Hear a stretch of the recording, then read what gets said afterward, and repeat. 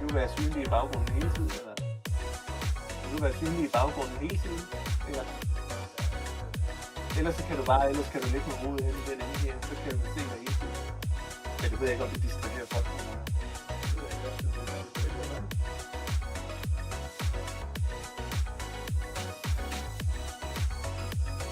Okay.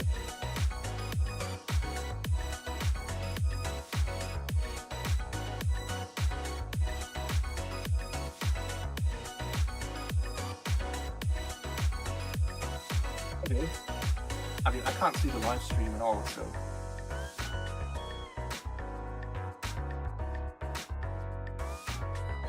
Maybe I should put the live stream on my tablet.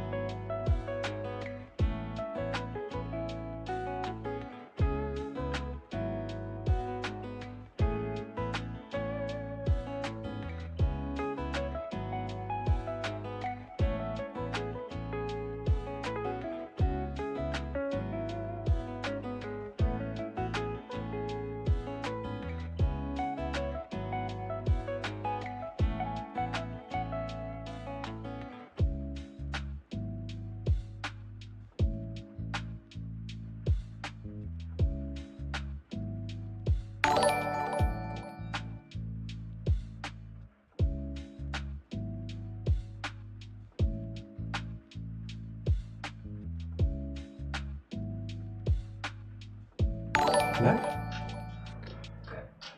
All right. Yeah, then this is our Plush Life reveal stream. Welcome to the stream. Some of you have been in the stream already for almost an hour. I'm really happy to have you all here. And as you know, we have been cooking something. And this is why we are sitting in the kitchen with our last project.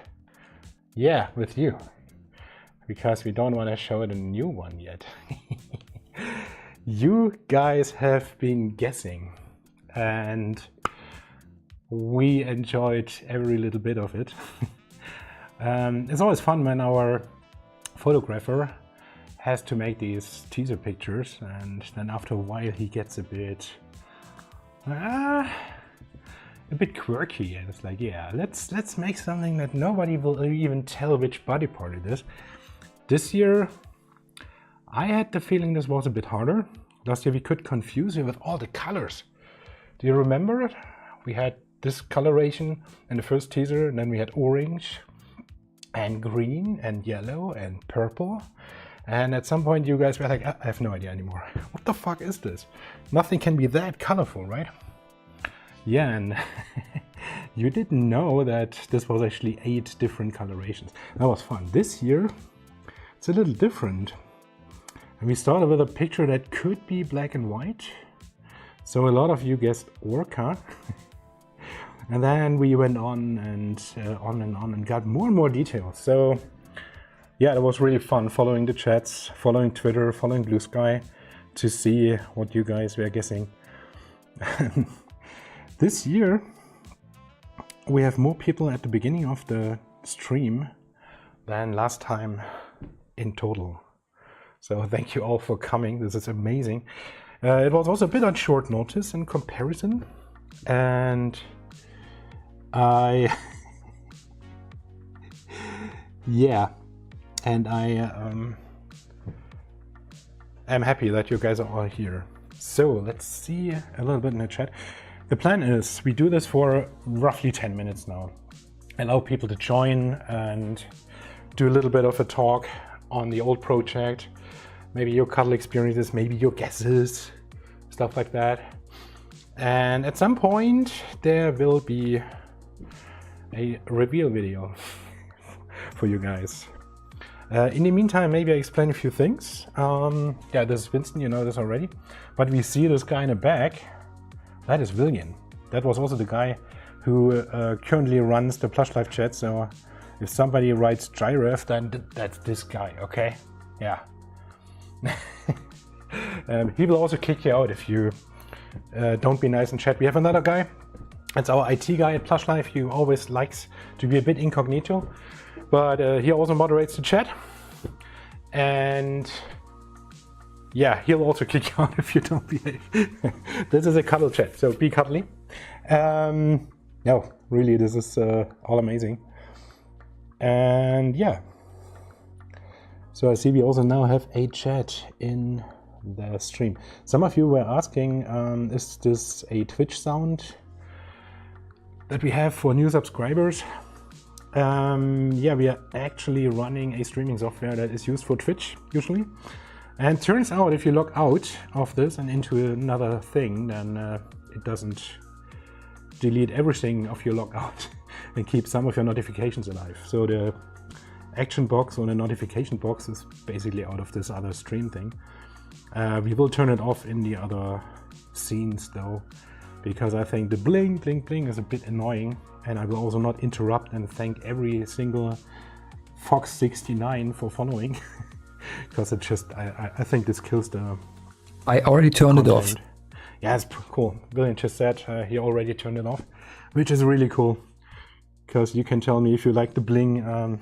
Personally, I think this, yeah, this really messes up the entire content a bit, in my opinion. So for this kind of stream, probably a little bit calmer, a little bit quieter.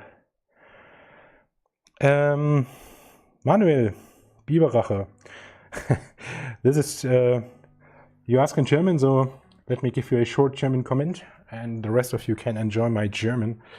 Manuel, für dich, wir machen das auf Englisch, weil natürlich die meisten Kunden und die meisten Plushlifer Englisch sind. Wir werden jetzt irgendwann mal das Video zeigen, dann stellen wir ein bisschen was vor, Foxfur sagt ein bisschen was dazu. Alles in Englisch. Aber du kannst einfach hier bleiben bis zum Video und wenn es dir irgendwann reicht, wenn es dich nervt, gehst du halt raus. Hm? And I'm back to English. Yeah, there was some guy who is not capable of speaking much English, so he wanted a bit of a description what to expect and how this all works. Pocam, hello!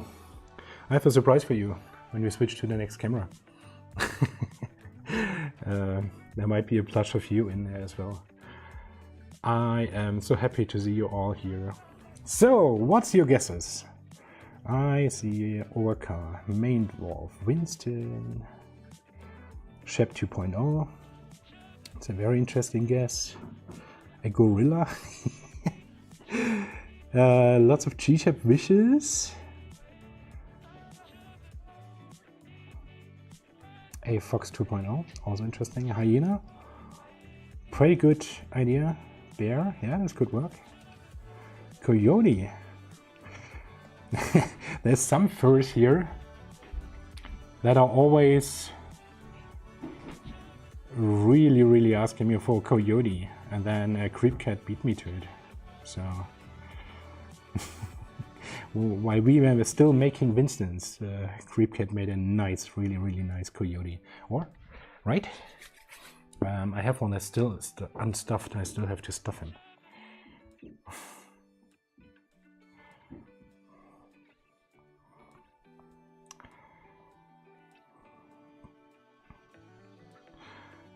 Lioness.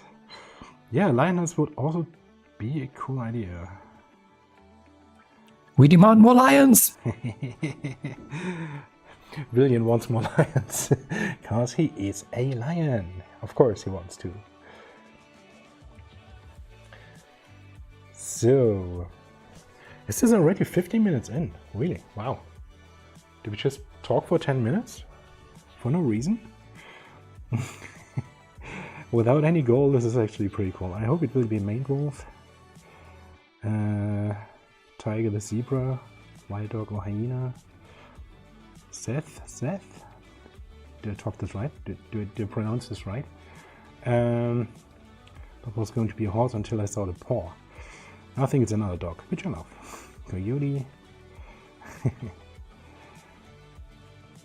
Yeah. Austin Chambers, yes, creep cat beat us to the coyote. A possum. Yeah, Hawthorne, I know you are a possum, or you want one. Also interesting. Cheetah, pretty interesting idea. Morglade, I would love an African wild dog. These are complicated creatures. They make extremely nice fursuits for fursuit makers who are into detail, but they are complicated. A mosasaurier. What is this?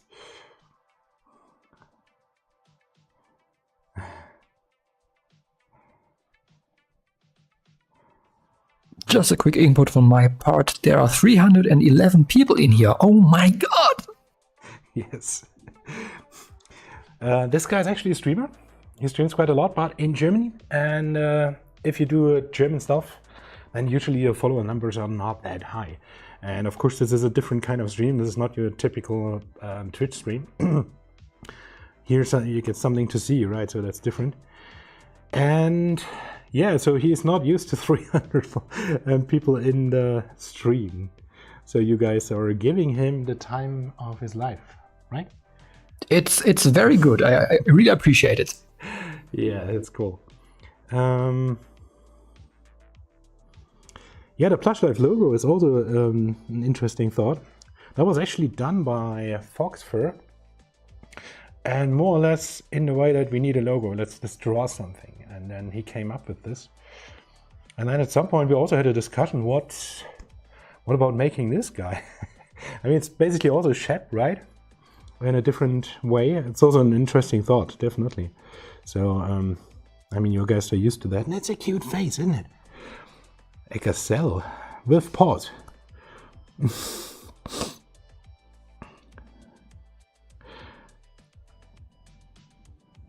All right. Schecter, give Winston a mic. Well, I want a mic. Yeah, and then I want to talk to you people. I want to do people stuff. Hey, Winston, we don't do that. Not on stream. Good. Yeah. Those Winstons are a bit sassy, you know. You need to keep your dragons in a good mood, otherwise they're really yeah, they start misbehaving. You probably know this. So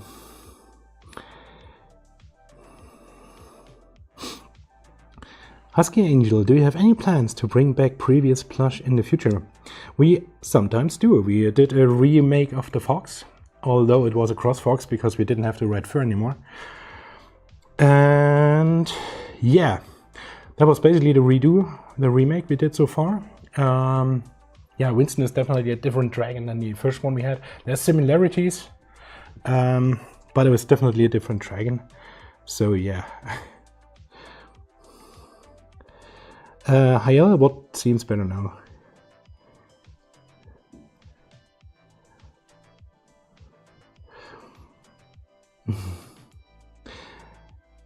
Yeah, thank you, Toby the Otter. Thanks. Yeah, we have good company plush.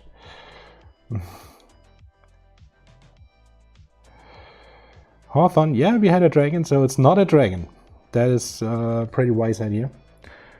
Winston not getting cut off for an hour means immediate pounds. Yeah, pawn, that's right. An Australian Shepherd would be amazing. Oh yeah. Yggdracana is buried in dragons and a ton of dragon art. He has been super active in the community with all the dragon stuff. Very lovely. I really enjoyed it. Schecter, I'm watching this while under the Fox right now. Very good. That's what you guys should all do. You should grab a plushie and cuddle. That's a cuddle stream, and this is a cuddle kitchen now. So yeah. Hiya, William's mic volume is now correct. Yeah, he probably just didn't have the mic in the right position before. Yes, he's the only one here with a large membrane. I just have my laugh. Is my audio okay, Hayo? I actually made you louder because I thought you were too not loud enough. That's why I pulled you a little bit higher. Interesting. Hayel said your mic is now correct. He complained. Yeah, you probably just repositioned. I didn't do anything with my mic, just adjusted yours. Hayel, I think the mic of William was just not the mic issue. It was a voice issue. All right, we are going into a 21-22 mark here. So I would say, do we want to slowly transition into the reveal that you guys have been waiting for?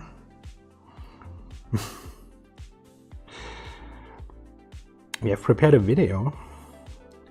Like press 1 in chat if you want to see the new plushie. Yeah, we do this like on a stage. Do you want to see the new plushie? I can't hear you. Like, I can read you. Finally, this is what I want to see. Yes. See, nobody was listening to me anyway, so. Yeah, I can read you. This is awesome. Yeah, this is cool. This is really cool. Now, this is how we do this. Perfect. Yeah. All right. So you had our guesses, and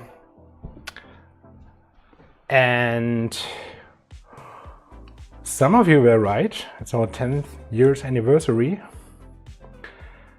So shall we transition into the video of what comes out in 2025? I'm artificially elongating this, so it's more interesting. Let's just do it. You know what? Let's go into it. Here's the new project for 2025.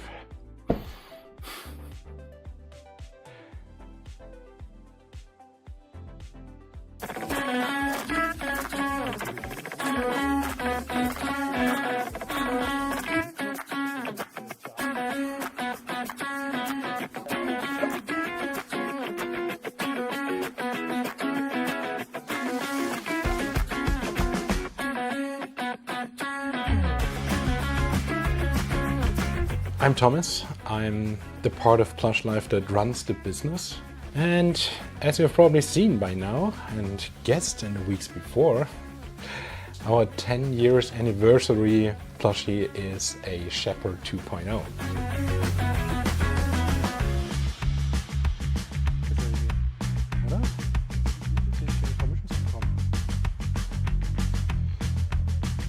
Remaking one of our most iconic projects is of course a lot of fun. This one also was quite tough for a lot of people because when we initially launched it, Plush Life was completely new. Nobody knew if they can trust us, so only very few people got one of the original Shepherds. So giving people the possibility to get a Shepherd again today, now after 10 years, is of course a super interesting thing to do. At the end of the day, a canine is always fun.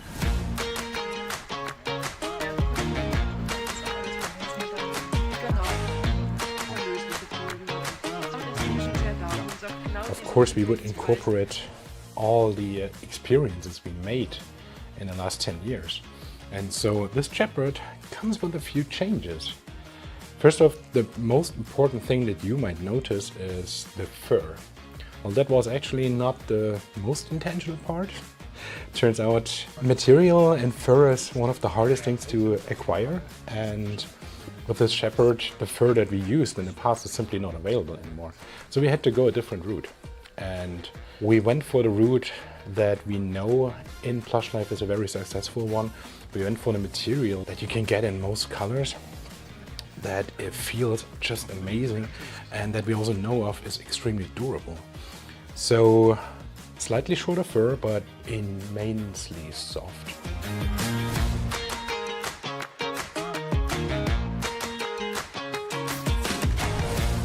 If you look at the design, it's shaped much more precisely than the first one. First one looked a little bit sloppy by today's standard. Also, the ears of the first one, they were like sloppy as well, right? And that was not intentional. The ears actually were supposed to stand, and they had some stark in it to make this possible, which did not work at all. And so he looked a bit like a puppy, like a giant life-sized puppy, but yeah, not really like a Shepherd to us. So this time we made the ears stuffed like you know it from the foxes and the huskies we have, and just give it the shape that we actually wanted it to be in the first place.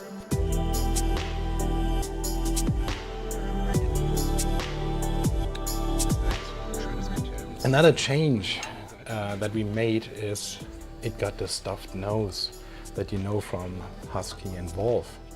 So now the entire face is just super soft to cuddle, and there's no hard parts that you might even hear if you smack him against the wall.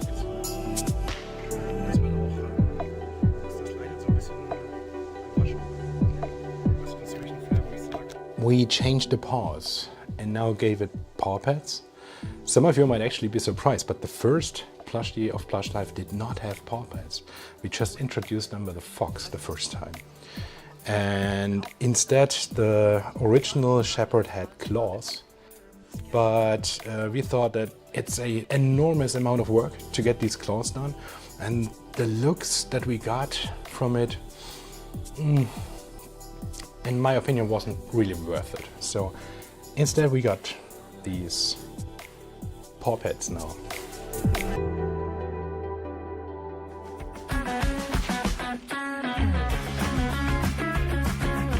He really fits in the series and is a worthy 10 years anniversary remake. I hope that you like this remake and the chance to get your very own Shepherd this time around.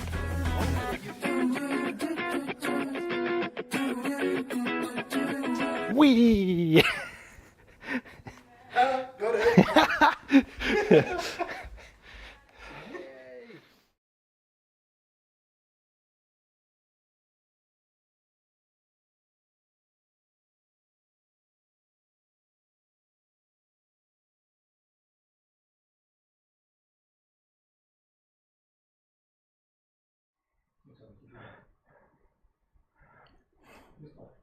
All right.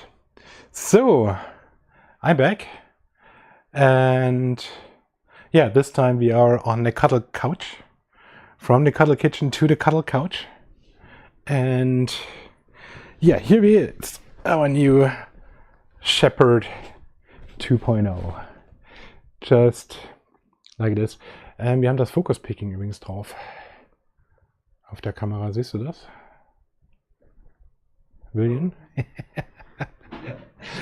So you guys can see I'm in focus, and we used a new camera here. We just updated it yesterday to make the okay.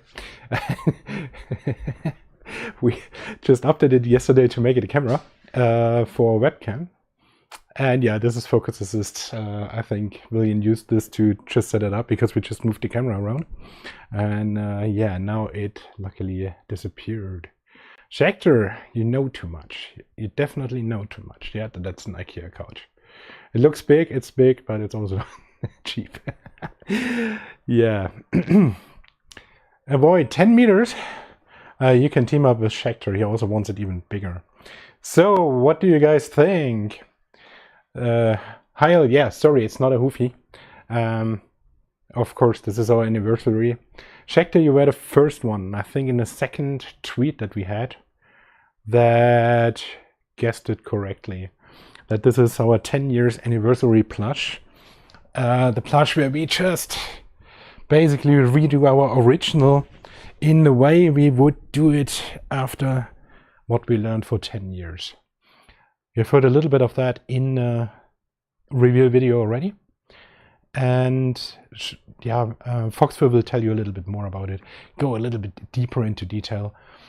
What I want to do, just to show you around the new plush for now, is go through the teasers.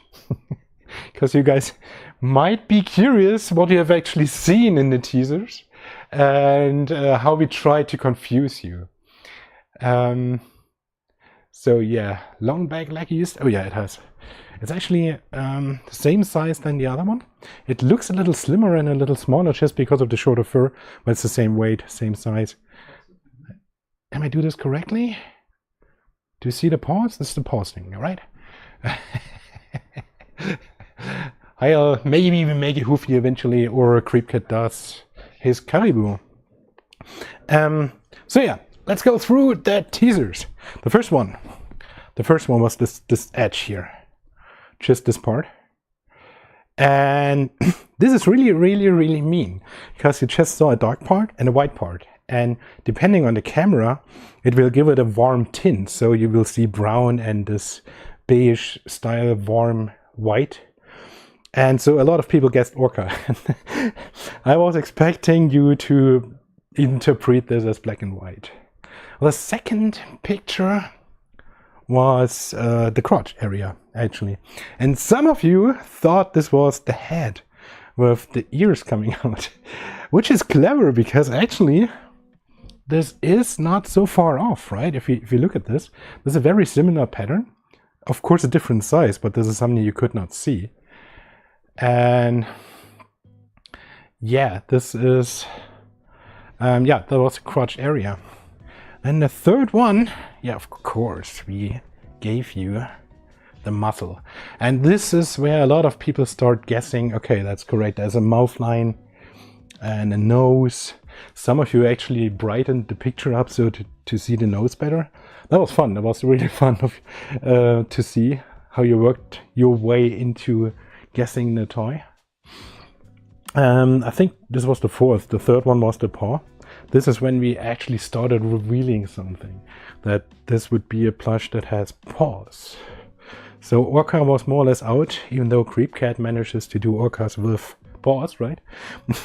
But for us this was out, definitely. And yeah, then we actually had the picture with the pink in it.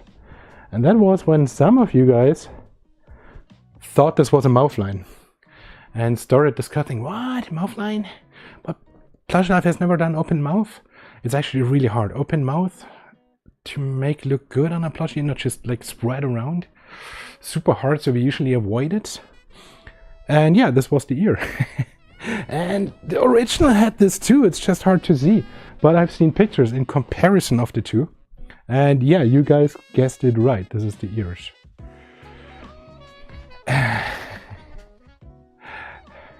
So, and then the final one. And this was when a lot of you guys were amazing.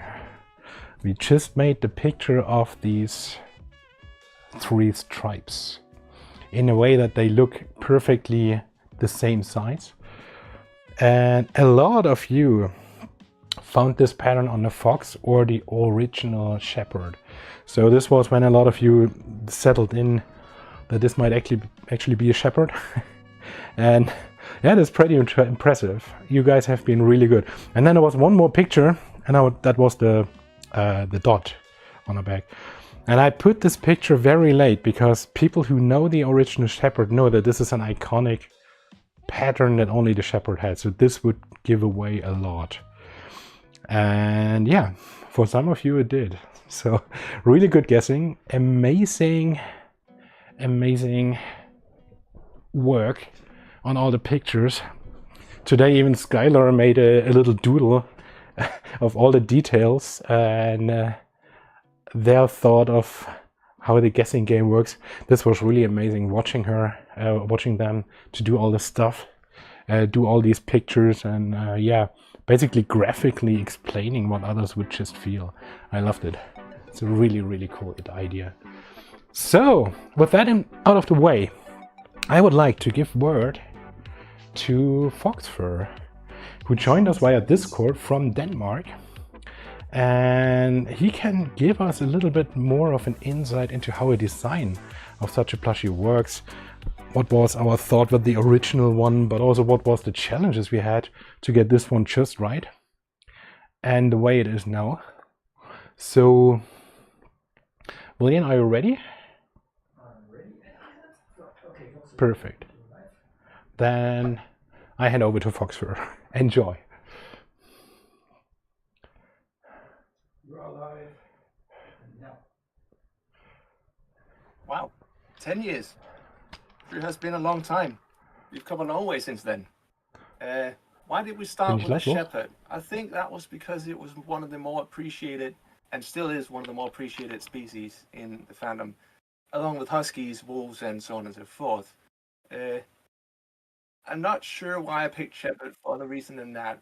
And initially, we wanted to go for I wanted to go for a bit more of a furry style design. I'm just gonna mute the other guys because otherwise I can't focus. We wanted to go for a semi-anthropomorphic look to give it to get a little bit more furry style in there, and so that was a struggle in the beginning to get the manufacturer to understand the concept of semi-anthropomorphic with the longer legs, longer thighs. It took a lot of iterations to do that. We also wanted it initially to have glass eyes, which they didn't like to work with that very much. So they presented us with a version with embroidered eyes, as you see here, and that really became popular. Or we liked that a lot, and that also seems to be the more popular choice. So we went for that one, and for the second iteration here, we've put lots of focus on maintaining the original expression. They did change it in the prototype, which I asked them to change back to the original. I want to show you the design. I don't think anyone has ever seen the original design of it, and I have that here as a 3D model. So you got any games on your phone? I do, but you're not going to see that right now. What we're going to be looking at is the ship design. This is the 3D model as I made it, which was then made as a 3D print and given to the factory where they could interpret it as a pattern with all the premium features that a ship should have. I gave it it's not a particularly traditional shepherd design, and it also doesn't look like the logo entirely. Those aren't technically related, but still a little bit. I gave it some spots, a little bit of design flair. I wasn't sure what I was going for back then, so I wanted to do basically like when you design a fursuit or your character for your fursuit, you put in some customizations that makes it look different. We've changed things a little bit since then, where we have a little bit more refined style now. As you know, as we've seen it over the years with the projects, as they've evolved, we got feedback. We wanted to change them into something a little bit more, I guess, a little bit more realistic. But then again, dragons like Winston, what's realistic? Is a dragon? It's free to interpret however you want. So I'm back again here. It's a funny setup we have here. It's a nice little setup. But one of the things we need to consider when we make a plush like this, one of the hardest parts is choosing the fur. This guy I have right here is one of the prototypes from this time around, and his fur is not the same that you see on the shepherd in Athenian's couch. I have worked with this type of fur before. That was the one the manufacturer picked for the shepherd. And when I got this prototype to me to check it, I realized what kind of fur they used. And I was like, we cannot use that fur. It's not very nice and soft. The new one is, don't worry, you get soft fur, just like the Winston fur.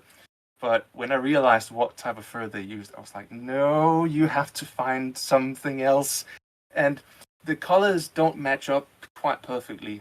The colors of this fur matches the original design better, but we would compromise on the softness and cuddleability.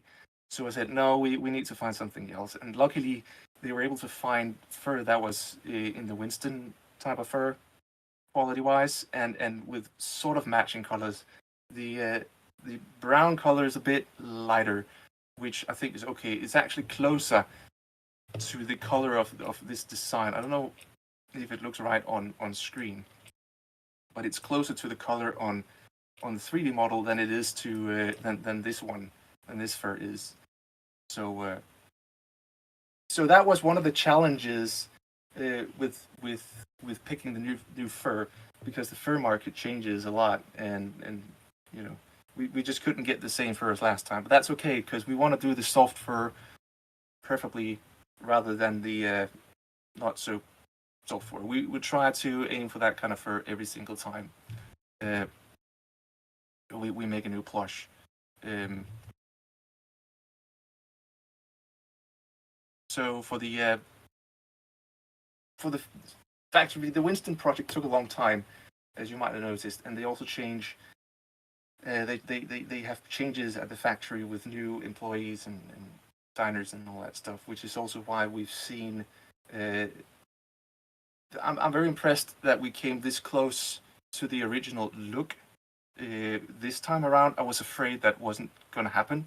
We went over 6 iterations with this guy to get it right, redlining pictures down to very small detail to get the right look, and that has been it's been a bit of an uphill task, but I'm glad we got there. We got to something we can say this is really good now. Now, Athenian's video has covered most of the design, most of the relevant design aspects, like the ears, the paws, and everything, the nose.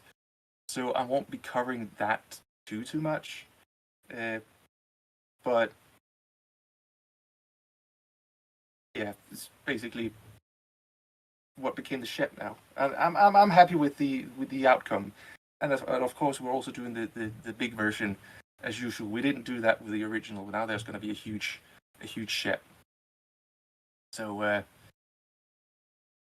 that was mainly what I wanted to point out. The thing with the furs, that we go a long way to pick the best furs we can find, the most cuddly furs. I still love this guy, even though he's a bit scruffy and not as soft. But it's okay. It's okay. We still love you. I still love you. Good point. So that's it. That was mostly it for my part. So I think I want to send you back to Athenian now for some more shenanigans. Okay. I take you over, Afi. We are back. We can get back to you now. And here we go. Wow, that's funny. Right. Let me mute the screen then, because here Foxfur is still talking. Yeah, about the fur, some off, or let me try to get my voice back. Some of you say that they would have preferred longer fur. Trust us, we as well. But unfortunately, the manufacturer of the original fur that we also use for Husky & Co. is out. They are from the UK. They didn't want to sell us anything, but probably are basically out of the business anyway. And the fur that you have just seen with fox fur looks very similar, but honestly, I called it the sandpaper fur. And you probably have this if you go in a supermarket and you have a really cheap plush and you touch it, it feels just scratchy. And if you have like rough skin, then it's like really scratching against the skin. Do you guys remember something like that? And this was the initial impression I had with this shepherd. So while it looked relatively good, I touched and I was like, no. And if I bring this to a convention and people touch it, they are out. This is not a cuddly plush. And so, yeah, some of you said cuddleability 10x. You said that. Yeah, that's exactly what we are looking into. These plushies are for many of us cuddle pals. They end up being the nightly companion, right? Or a companion during gaming, watching TV, just zooming out on the weekend, zoning out after work, stuff like that. And for that, if you want to cuddle them, they need to have a really nice feel to them. Well, now for those of you who know the original Dragon or Winston, you know what kind of fur you're gonna get, because that's exactly the same. That's what we went with at the end in order to prevent this. And maybe in the future we find robust, really, really soft, longer fur as well, but currently no idea. It's really, really tough. So this is the fur we got with. And honestly, it's growing on me. As Foxfur said, the color is actually better than with the original. It matches the concept more. And he looks just so crisp. Like if he looks in the cam, and they're just so crisp looking, nice, sharply looking eyes. So yeah, that's it's definitely that. You guys should experience it yourself. We will be at Nordic FuzzCon and Furvester and maybe some other cons. But we might have another surprise for you as well. So when talking about conventions and seeing these plushies, the best would always be to have original owners bringing theirs to convention, right? As early as possible. So do you guys probably have an idea where this leads up to?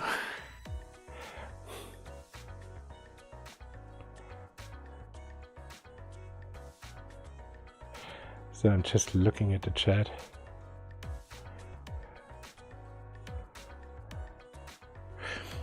Schecter USA, yeah, but how do we get our plushies to the US without traveling to every convention? Because we are actually all full-time workers.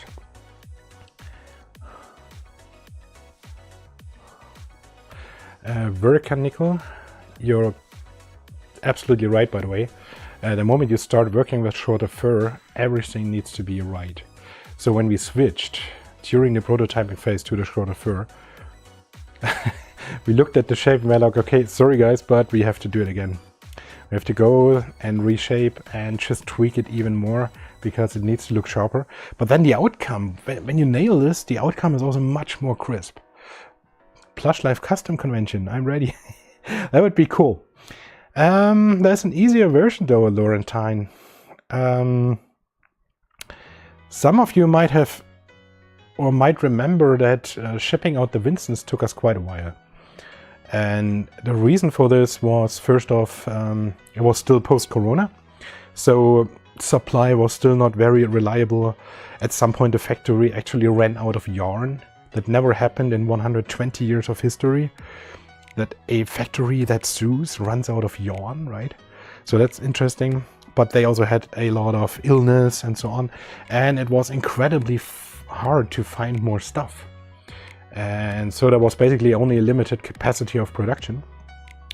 But some of that stuff now improves in certain ways. First off, they hired a new apprentice.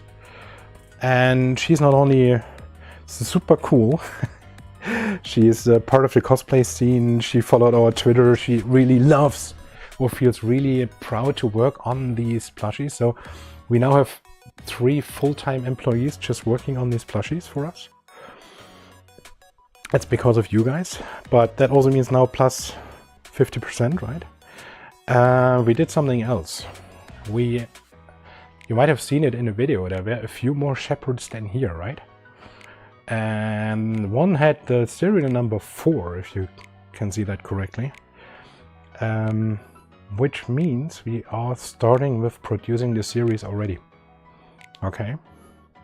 Which also means by the time we start the pre-order in January, we will have a certain stock that we can send out relatively quickly. Which also means the first of you who order in January, hopefully everything is settled until then. We still have a lot of stuff to do in the background with the shop and everything. International sales gets harder and harder each time, so we probably have to do 50,000 papers to make everything work this time. But nonetheless, once we get this all ready, there will be a stock that we can send out initially or immediately. And some of them very fast after, that just need to get stuffed and get their nose once they are stuffed. And yeah, that also means we can spread huskies we can spread shepherds all over the world to you, and you can bring them to conventions, which is much better than relying on us actually getting a place at a convention and then traveling there and then showing the plushie to a few people in the lobby that happen to be there when we are there. You can just bring them everywhere at the same time, which I prefer.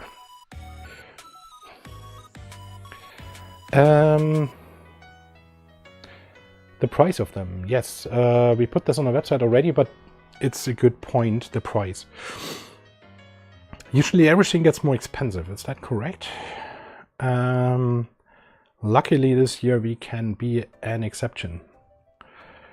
With the shepherds, we only had a very slight increase in material costs and everything, which also means we will keep the prices stable and comparable to Winston's. We have to tweak them a little bit. There's a VAT thing going on with Shopify that we hopefully handle it a little better this year. And some countries will have slight different values. But overall, the price range of these plushies stays the same like with Winston's.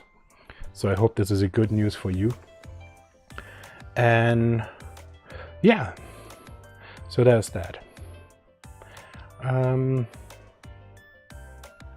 Yeah, so Gun on Fire, you now know prices are staying similar. Place, next project Huskies confirmed. I wish it was that simple. We are actually deciding our projects on a case-by-case basis. And honestly, there's absolutely no idea what we do next. Like seriously, zero. Because right now, this is all our focus. This is where we go.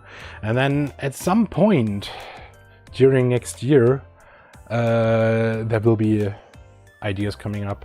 There will be an initial demand of Fox fur to make this toy. And that's usually when stuff gets rolling. It kind of happens a little bit automatically. At some point, there's a decision and it's made. Is it possible to get it even bigger? I see the jumbo is 3 meter one there. Yeah, that's the 3 meter one. Let's just crush your poor little 1.0. Push this one more in the camera. Oh yeah. So this is almost 3 meters. I measured it at 2.70 meters, which is 106 or 107 inches, something around that line. And it weighs a lot. We'll put the website on in about 10 minutes and then you can see all the details on there. It's around 17 to 20 kilos, which is 11, 12, no, sorry, It's almost like 40 pounds in in imperial units. Yeah, it's heavy. It's really heavy. If it lies on top of you, it actually crushes you and puts you down. There's no other way of feeling bad gravity like this. Well, let's put him a little bit more in the camera. Looks outside. This is you should see him. And the other shepherd is just in the back. Yeah, I want to be seen too. I want to be seen too. Ah. Oh God. Not sure if I can keep this position for long, but yeah, let's play around with the plushies a bit. Yeah, 2.7 meters Husky Angel, that's exactly right. The regular is how big? About 1.8 meters actually.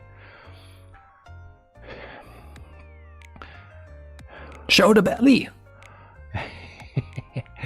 I'll let it smush me. Yeah, you should let it smush me. Having bit leshy, I can recommend the big plushies. Bad gravity times 5,000. Watch free mark. Yes, that's correct. In general, these make giant bad gravity generators. You will never feel what bad gravity actually is until you have you have a toy like this. Seriously, this is an experience of another level. It's a really nice one.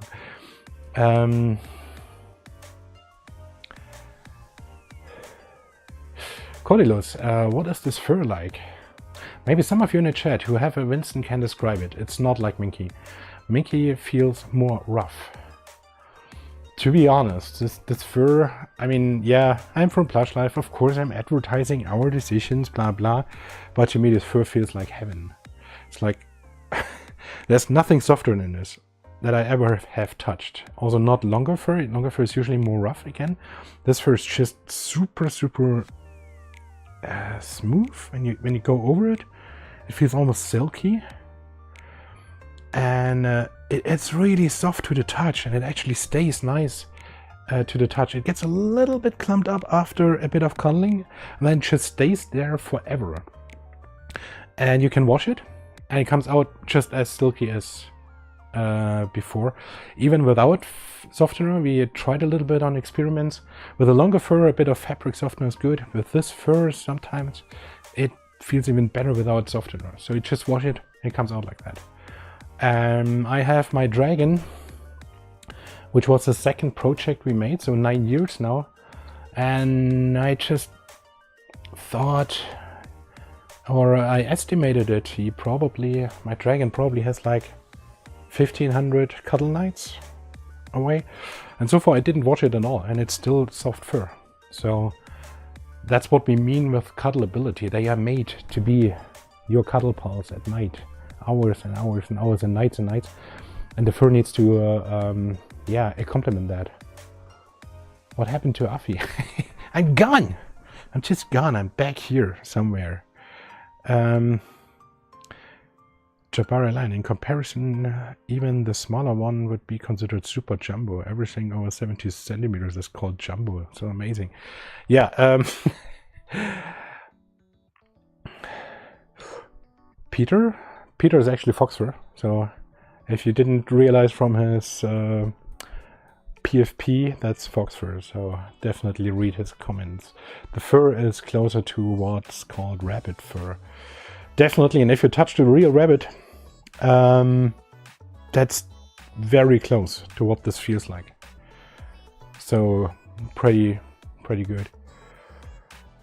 Do you guys send the plush to Europe? Richard the Walk. We are located in Europe, which means Europe is the easiest to send to, but we are sending the plush globally.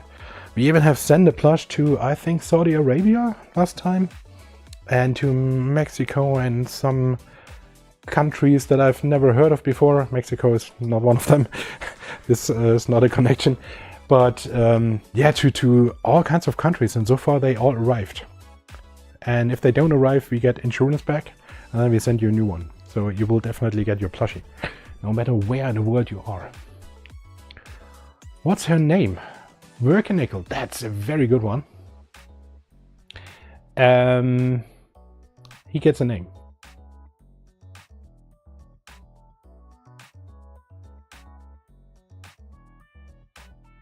Oh, finally an alliteration somewhere.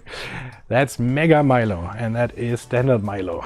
And the old one was flat. Yeah. So that's the 2-1. Why is the plushie so expensive? Because it's made from the best materials we can find in Germany in a quality that is unmatched in the market otherwise. And the only way to manufacture it in this way is to do a group buy.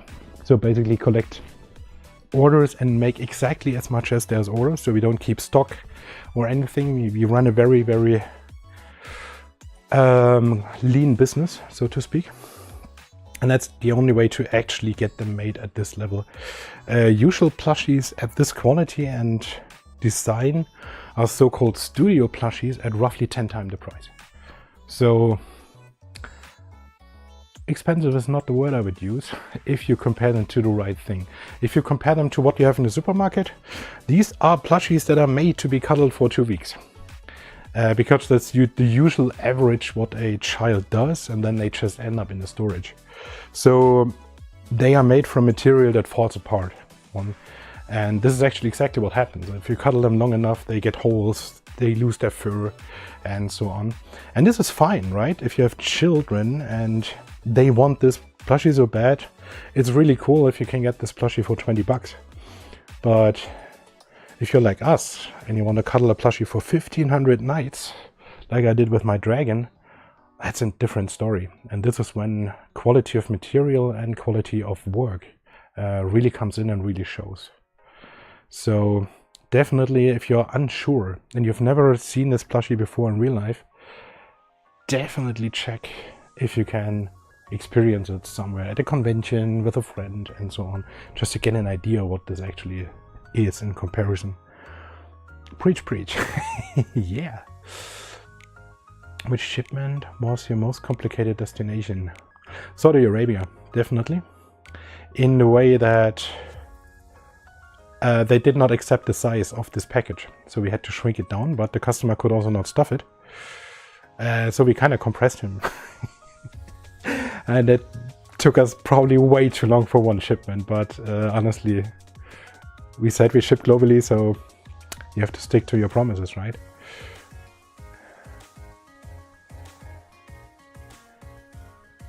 Welcome, Milo. Yes, Milo. Perfect. If you guys send plush, you fill them or let the customer fill it? We sent the small one, fully stuffed. So you just unpack it and start cuddling.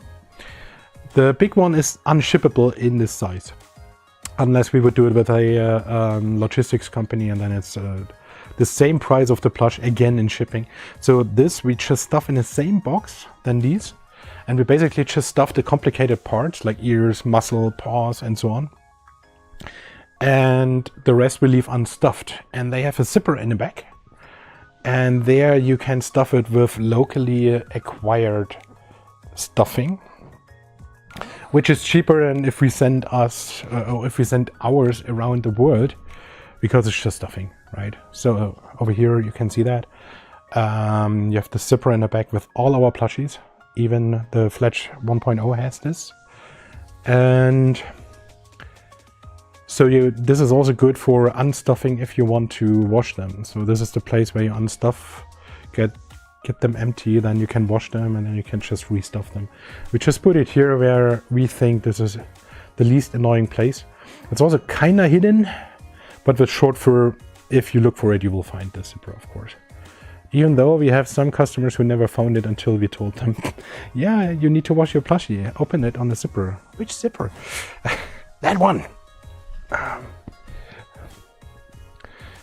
So, lick and stuffed, and with a zipper, yep, I just answered that. I bring the jumbo with me, putting 60 pounds on my shoulders. Yeah, be careful if you have the big ones on your shoulders. They have a tendency of dislocate your shoulders because the stuffing is like a super intense dampener. Plushies feel a lot heavier than they are. So if you have like a dumbbell with 10 kilograms, that's much easier to handle than these 7 kilograms of stuffed animal simply because it dampens all your energy out and turns it into heat. And this can overexcite your joints. So, not saying that I had this happen once while I was in fursuit and carrying a plushie around, but just so you know. To be fair, shall we? Aren't your plushies completely handmade and custom? Yeah. Handmade and custom plushies are amazing, aren't they?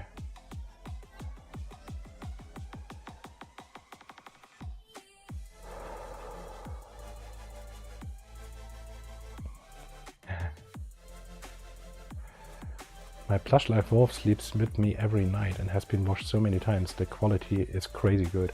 If you care for them properly, they will last incredibly long time. Katsi, that's exactly right. And the care for them is still important. Like, brush them, make sure the long fur has a bit of fabric softener, brush them right after washing while they are still wet, because that's the time where there's least friction, and it also kind of burns in the position of the fur before it's drying. And if you do that once in a while, they will last a lifetime, basically. I only hope that the post office is not going to be the nail in the coffin, because last time it was not updating track and trace for a month after my order was received. Delobo Furry Wolfie? I hope I pronounced that right. Honestly, the most problems we have with shipping is not Saudi Arabia or something, but the US. The USPS manages to lose packages and tracking just stops in between. Sometimes they find them back, sometimes not. This year we lost quite a few packages and are currently remaking those. So this can happen. If this happens, we will make a new one for you. It's still painful. It costs a time, additional time of waiting and making and so on. It's super annoying for us as well. I would say 80% of the plushies, when the shipping gets stuck after like 3 or 4 weeks, we can file an investigation, and in 80% of the cases they find it back and ship it. In 20% of the cases this year or the last 2 years, yeah, we just get insurance and make a new one. But nonetheless, at the end of the day, you will get your plushie. So no matter what. So especially in the US, it can take anything from 5 days of shipping to multiple weeks. That's how it is. I can't change it without choosing a shipping partner that is 5 times as expensive. So let's just keep thumbs pressed that USPS improves again.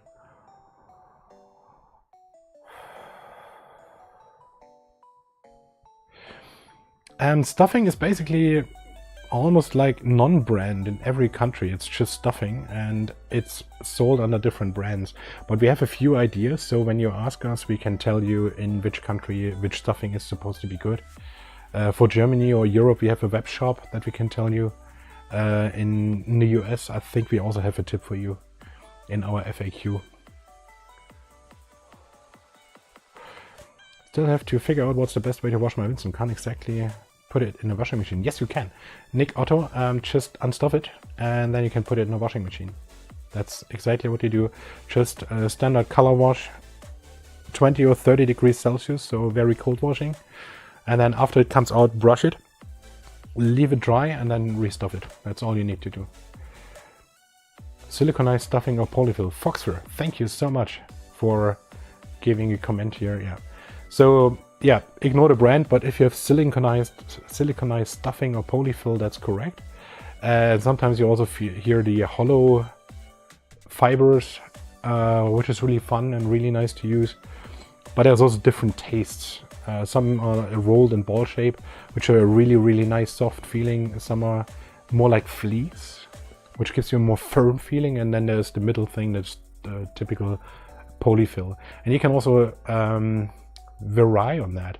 So you can put the fleece stuff in the middle as a core to keep its shape, then put a little bit of stuffing around and then just fill the outer edges with the ball shaped stuff. And this gives you a super soft feel, but still a firm shape of the plushie.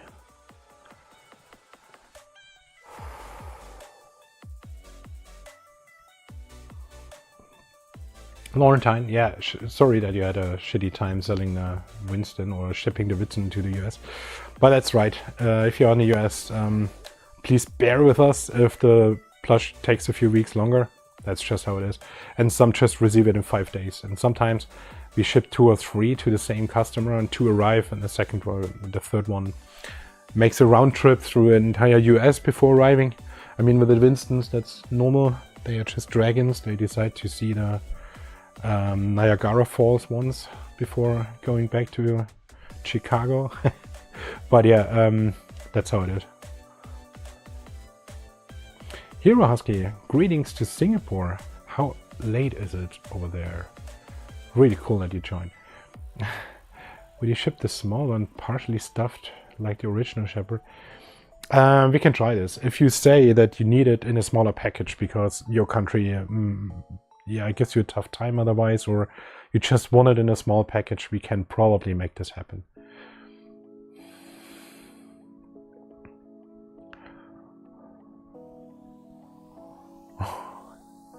Yeah, we could put some air tags in with the US. That would be funny, actually. Can we order without stuffing? Yeah. Make it a little bit cheaper, not much, actually. The factory buys the stuffing in bulk, and so they don't really have a price tag on the stuffing at all.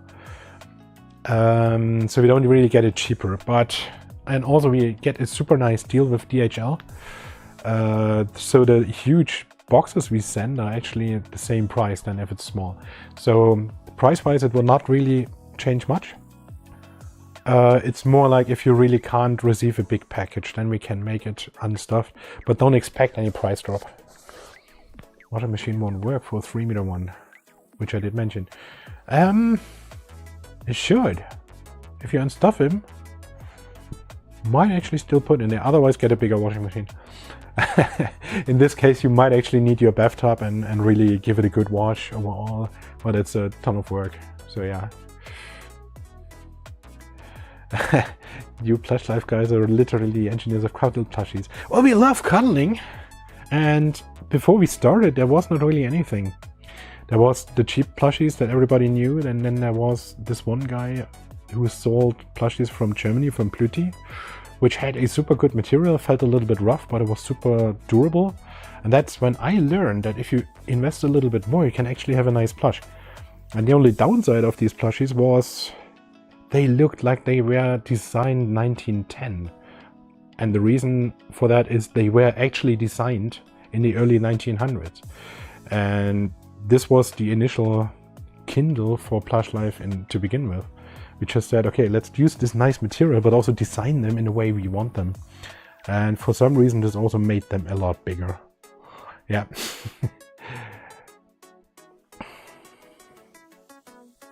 Yeah, 90 euros for the US for shipping is probably right. Iktrakana, it's probably correct.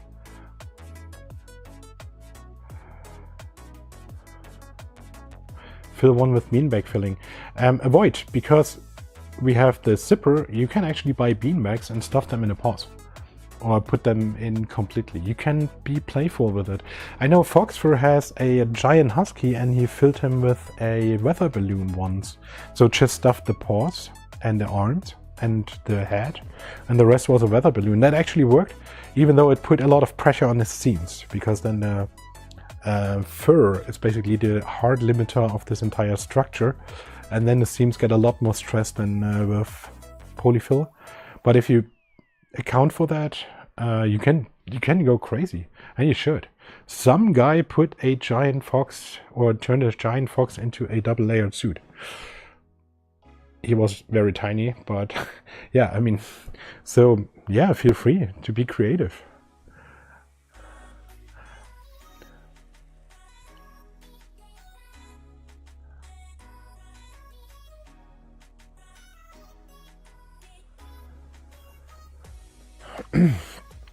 Hector, did you ask for claws? Yeah, so if we look at claws, that's correct. So thanks for pointing this out already. That's correct. The claws itself are like 140 parts on this one plush. There's a piece of fleece in the middle. There is a left and a right layer here. They have to be aligned. It's a huge hassle to invert them later on. And they look a bit star-shaped, right? They look in all directions, and getting this right to put them all upright, which also like hides them from the fur, turns this whole experience even worse, because then you have to customize, sew them on in a way to actually put them correctly. And in the end, paw pads, I think, win in comparison to the claws. And in comparison, they are like machine made. You've seen that with the walls, right? Otherwise, just look at our channel. There's videos of the sewing machine sewing these. It's really interesting and soothing to watch.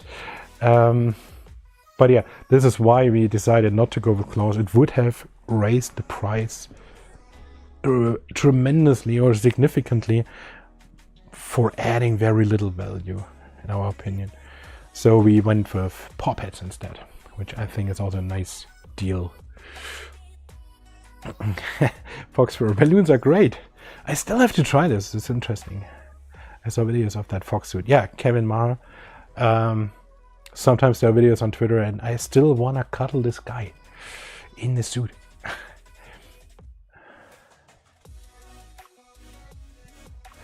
Shower in cold water to wash it will also work. Yeah.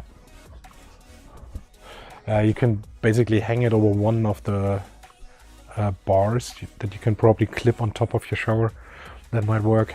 And then just, yeah, spray it and wash it like that. It's going to be a lot of work, but it will pay out in the end. 5:13 a.m. in Malaysia. Oh, good to see another canine plush for you all. The original shepherd will still be my fav after 9 years. Finally stopped shedding. So the short fur is welcoming. That was actually one of the things that I also explained to our factory. The fur felt good. It's really durable to wash and cuddle, but it has a tendency of shedding, and it also loses fur after time. So there's still room for improvement. So we will be on the looks for longer fur again. This will be a longer quest. And we have to test it for all of this stuff. This short fur does not shed. It also does not lose fur. You can really be rough with it. If you get this to lose fur, then you really put it over concrete or something like that. That's really hard. His eyes are sweet looking. Thank you. I had to redo the seams and bore and evolve as a fursuit. I am also very small. Alpha White Fang, send me pictures. Oh, put pictures on Twitter or Blue Sky and tag us. I want to see that. That sounds really fun.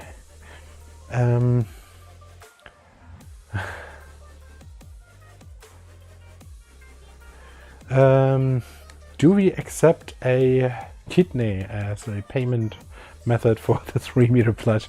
Not yet. We are not in this kind of business, you know. You might find another deal, like get money from your kidney and then bring it to... No, really don't give a kidney. This is luxury stuff, okay? So if you have to work, or if you have to work on your normal life expenses, life priorities, they go first, right? I want to say that. I'm not the hard selling guy here, try to squeeze money out of you, even though you don't have some. This is stuff you should never take a loan for, and this is stuff you should never waste life priorities for. Like having a kidney. That's actually a really practical thing. Okay. A kidney is about 400,000 euro. You can get a few plushies for that and a house to put them in, but then you don't have a kidney. Or at least you lose redundancy.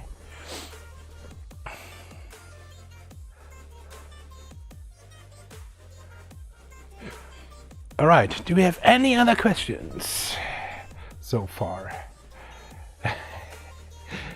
Kidney can get us 400 regular sized plushies. Yeah, there's so many other ways to get this. Trevor, nice to see you here. Looks like I'm buying 3 megas. Sounds like you like them. did you guys know that we still called them giant version and then regular version, or we sometimes even dare to call this one small. We will change the naming according to what you call them anyway. So this is now the Mega Shep, and since he's called Milo, this is Mega Milo. Okay, so Trevor, for you can order 3 Mega Milos if you want. I keep it with plushies only. Mega Milo is a fun alliteration. Capito, you're right. What again? Mega Milo is a fun alliteration. Yeah, right. Finally an alliteration. Mega Milo. I'm definitely getting a mega.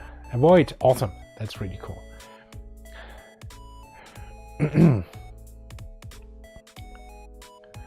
Do you think you ever would make collars for the plush? Muslim. There is a guy from Germany who actually makes entire harnesses, and he made them for the wolf. In a way, you can cover the entire wolf actually in a harness. But the easiest way, or the simplest version of a harness, is a collar. So you can ask him, and he will probably make one for you, just in the right size and the right design. Can we have a Dirk for scale? It's hard. Just put all the Dirks in the other room. I can try. If another people chime in and want to see a comparison, then I can bring a Dirk.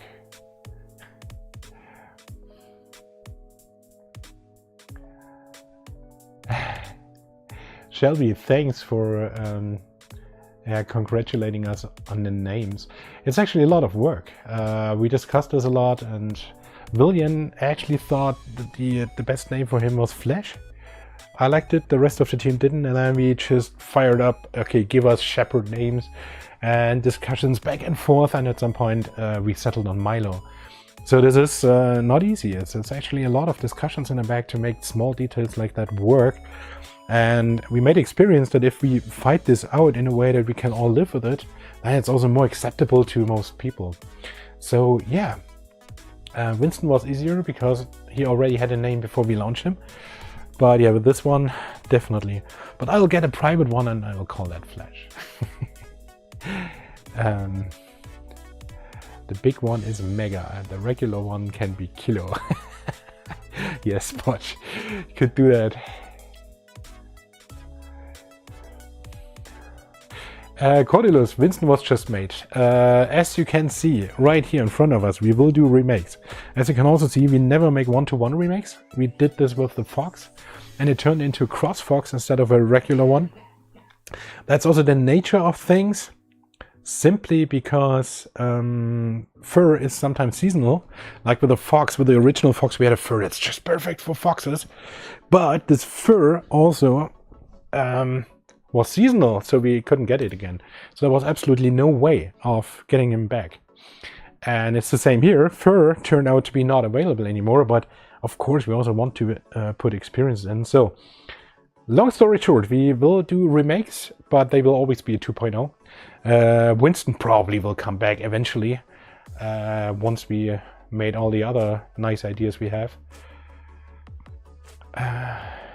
Even Foxfur says get the Dirk. Alright, we have the Dirk right here. I don't need to go that far because I'm lazy. Let me just go there. Yeah, don't fall over the cables. We use a switch, a network switch, just right here on the floor as a cable elongator, because that's the only thing I have. And if I step on it the wrong way, then the stream is dead. So moving through this place is quite tough. Yeah. So we have a Dirk here, and we have a Shep here, and these are the two. And I have no idea. All of this you can see in the cam. You have to get lower. I have to get lower. So let me try it this way. This is super hard in the cam because the perspectives in depth make it impossible to gauge the size correctly. Yeah.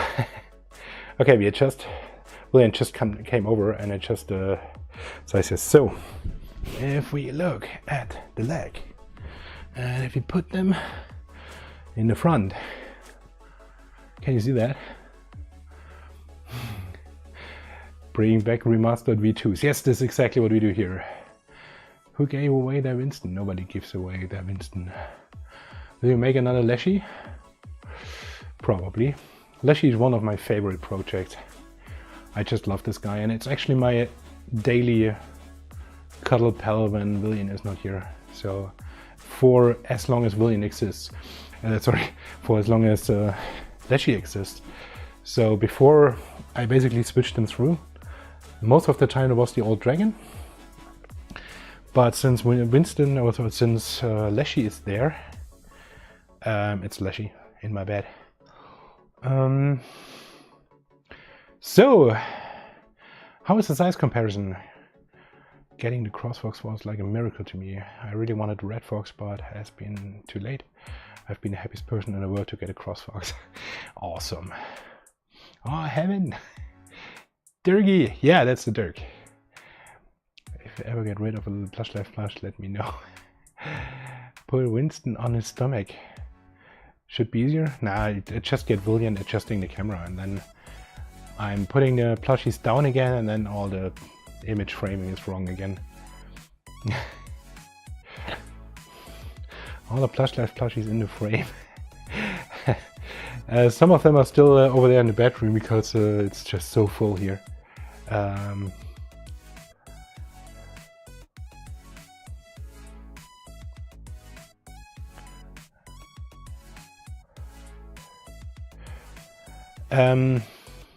Renard, I remember you had this email, so we wanted to answer this email as well. Sometimes with emails we are a little bit slow, simply because we also have a live, and firing up emails and then answering them when we prepare for live streaming like that is really hard.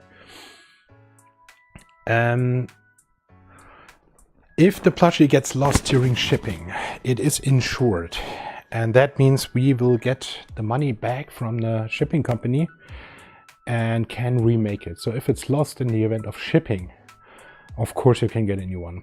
Once it's yours, it's yours. And if a flood washes away your entire house and a plush with it, we have no more insurance rights or anything to remake it for you. And yeah, so there is no warranty covering your house being flooded away from us, okay? And this is also true for any other product you buy. But for shipping itself, until it reaches you, if something happens and the shipping truck gets washed away with the guy and all the plushies in it, we can replace at least the plushies and hope the guy gets out and swims to the shore and then, yeah, goes back in the next truck. Would absolutely love to see a red panda in the future. Yeah, let's see. A red panda is an interesting challenge, I think. Husky would also be a great 2.0. But I might need a yes someday from Afi now, otherwise I'll be unable to sleep for a week. Laurentine, I feel pressured. It's possible. I mean, Husky is definitely a project we that's worth a remake. But it's also now another canine, so let's see how we do that. But Husky is definitely one of our favorites and part of it. Why did the snout of the chap get so long? The Leshy design should have been perfect for that. It's actually exactly as it's in a 3D concept. So it actually works well. It looks a little longer because it's rather slim, but it's also how a shep actually looks like, right? So yeah, we decided to go with this kind of snout. And yeah, you should probably see that in real life. If you look at it from the side, it's actually really good. It looks sometimes long if you look in the front, but that's also what dogs look like from the front. But from the side, you will actually see it actually works quite well. Take a look of it in real life if you have a chance. And you will get the proportions. Yodi, Husky 2.0, bigger butt. Fox fur, yeah. That's one thing with a 120-year-old traditional factory. They do a lot of awesome stuff, but when we introduce specific shapes and certain parts, it's sometimes hard to transmit this without getting very explicit. Let's see. Would love to see a lion, lioness. Lion King, Simba lover. Yeah, of course. Let's see. A lion is definitely something I like as a challenge.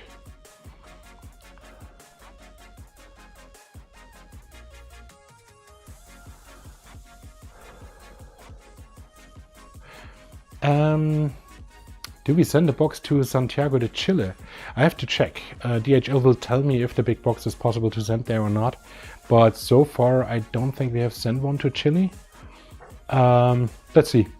So far, everything we tried worked. So I'm pretty confident by now that this actually makes it possible. We need more felines. Mats, felines are super hard. I'm still a bit traumatized from the Snow Lab, which we needed 7 prototypes with. Dropped the amount of plushies we sold at this point. So with felines, there's so much specific stuff. It's actually really hard to get a feline shape right with plush. For some reason, with dogs it's easier, but with felines they never look quite right.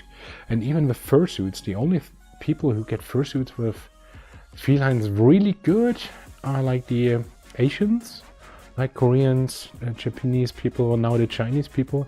They do really nice felines. But otherwise I feel they are a real hit and miss. I'm happy with my tiger.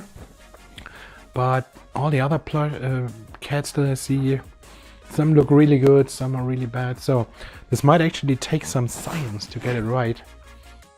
And really get it in the way that you just want this kitty in your life. Let's see if you can actually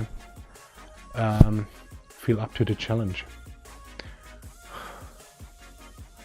Yeah, the Unitoys lionesses are basically the only ones that looked halfway like a lioness to begin with, right? I have some of them as well, and that's cool. It's a good start. I'd still get a Mega Husky too. Yeah, the Mega Huskies were rare. The Mega Huskies were the first plushies where we introduced this insane oversized version, and it was a bit under the table and also late in the project where we decided, okay, let's try this with a few customers, and so they are super rare. And we just went official from the start with the Winstons. Even with the Leshies we came a bit late with a oversized version, and now we already have it from the start. A hoofed plushie. That's something you need to convince Fox fur with. He needs to get so bored with all the other stuff he has that he wants a hoofy. Mountain lion. Mountain lion is a nice kitty, isn't it? Those are not that challenging. Actually, Nikki, you have a point there. That's a cool cat, right? Mountain lion might actually be an interesting one. Giraffe. Already teased it. Yeah.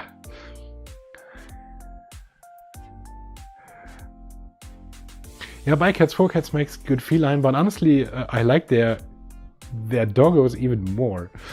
If you compare their doggos and their kitties, for some reason, even though they called Bycats, 4Cats, they have some really nice doggos actually.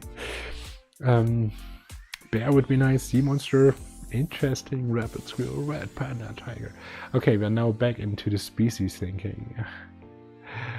Alright.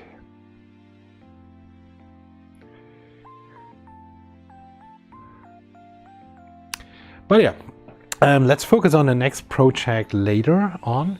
We should actually make a cuddle stream like mid-project.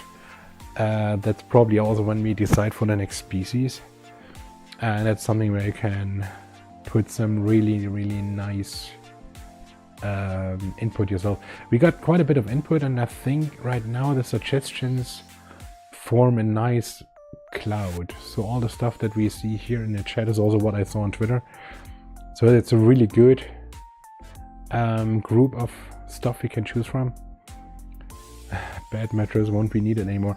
Honestly, over here I could just sleep on the plush, and if you have a Mega Winston, you can also sleep on the Mega Winston. It's just a super nice bed. Disney style skunk. Okay, still in this species war. Any other questions you have for Fletch? Sorry, yeah, for Fletch and for Milo and for Mega Milo.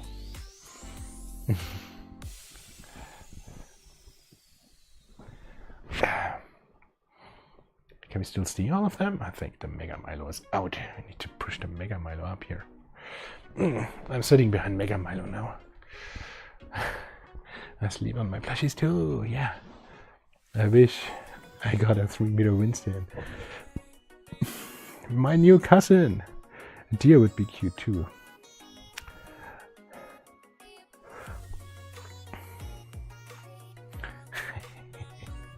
All right.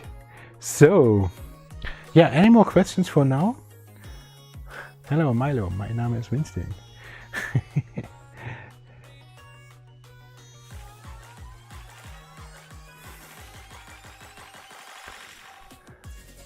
Can you make a Shep suit?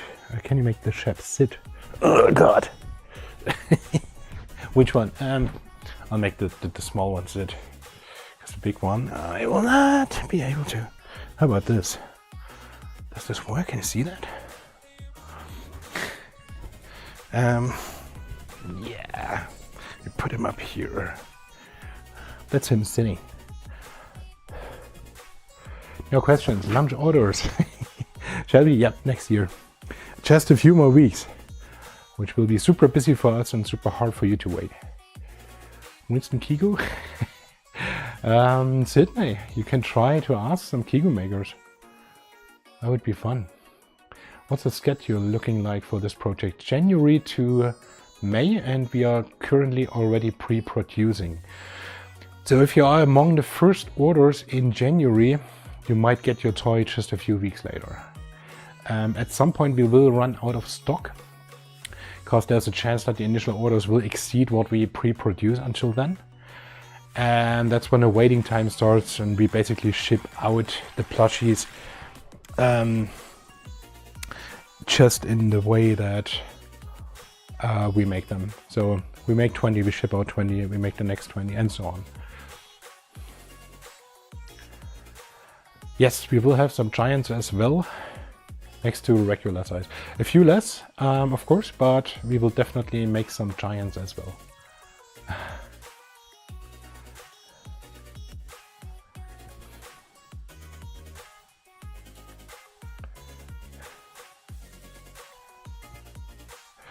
Brit kit. Winston number 200, that's pretty cool.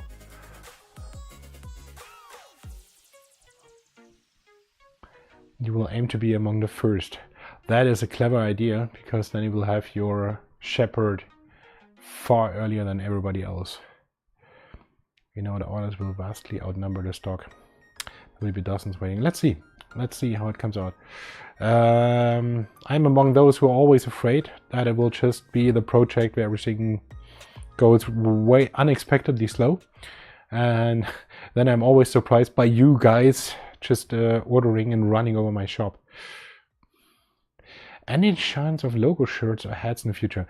Coyote Paradox, that is a good idea. We could try to make a shop like Spreadshirt, or what's the other one, Redbubble, where you could order these shirts.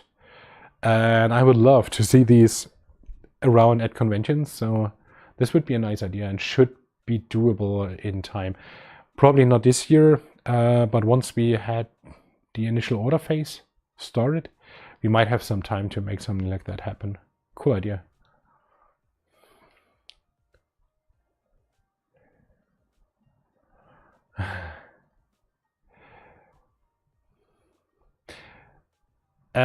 See you, Husky. If you have a giant Husky, there's very likely no one in your province that owns one, because they are super rare. I would love a Plush Life shirt. That's cool. I like it. I waited over a year for mine. Yeah, if you're number 200 Winston, then this took a year and numbers went way higher. So we shipped for 2 years. So there was a break or like a pause for new projects last year, just to get the factory being able to ship all the Winstons out. Are you bringing Milo to GLC next year? Yes, but at the time we bring them to GLC, you cannot order them anymore. So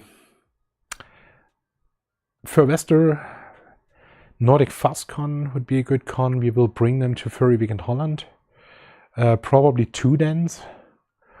That's the conventions we have in Germany that we will attend. And until that time, you will find quite a few shops around and being brought to conventions as well.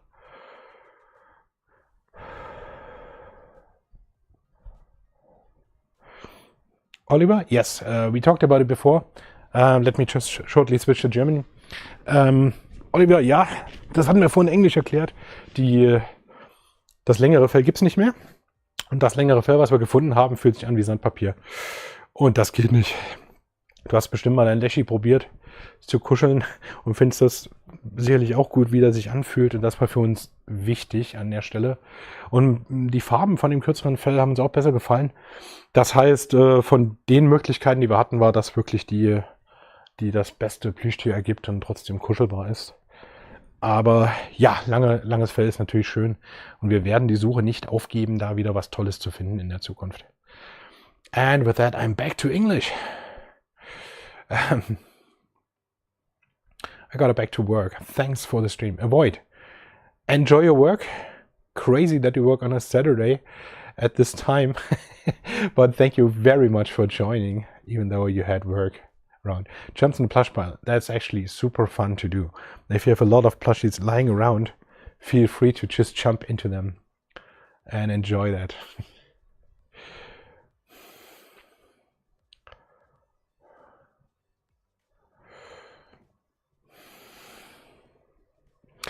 Delaware, how big is Facts? Actually, I never heard of it, but we started growing more and more. How's this called? Growing more and more to like smaller conventions more. We will probably be at your friends as well. Nordic FastCon will be one of the biggest one. Maybe we will have the US convention next year as well. Somewhere in between, this would be really cool. But personally, I love the smaller conventions. They are so quiet, they are calm. You meet the guys again and again. For plushies, it's not just, or for fursuiting, it's not just a race. You actually get time to do that and so on. So yeah, if you have more info about Facts Convention, feel free to send us an email. Would be fun. Would be funny to sneak in a hidden squeaker. Why not? There's a zipper in here, and this also means you can equip this. I said it before, and we had people do this, especially with the first ship. They added weights because they wanted it even heavier. They added beanbags in the paws to make the paws really heavy, and instead of that, you can also put a squeaker all the way through into the ears, for example, and they can squeak the ears, or in the snoot and squeeze that. Even though with the snoot, it's always the stuffing here is super important and vital for the shape. And so if you squeeze this all the time, it might actually get out of shape a bit. So I would prefer the ears or the paws or like the tip of the tail. And this is easy to do. So if you want a squeaking plushie, feel free to do that.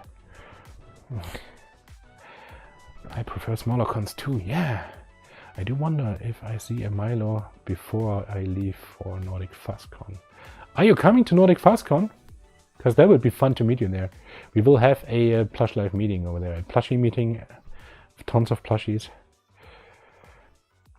Where it's becoming more and more mainstream and crowded. Yeah, especially the big conventions are really, really stressful actually. I love that too. I love to be in fursuit just in a lobby and being completely overloaded. Socializing in my tiger, I also get dragged around as a photo prop, which is actually fun. But I also love the small conventions for socializing, getting to know friends of a friend, this kind of thing. How much second-hand giants sell for? Prit kit, that's tough. Especially the giants or the mega plushies are super rare and are mostly sold to friends. The small ones sometimes you can find on dealer stand for increasing prices. But it's best to have a friend share plushies, Switch plushies, because once they are in an auction at limited availabilities, they are super expensive. Alpha White Fang, that's mostly for the megas, and that was more an offer. I'm not sure if this has ever been paid. The ears are pinched at the seam, so you can't access the inside. Okay. Interesting. Then you probably have to use the paws.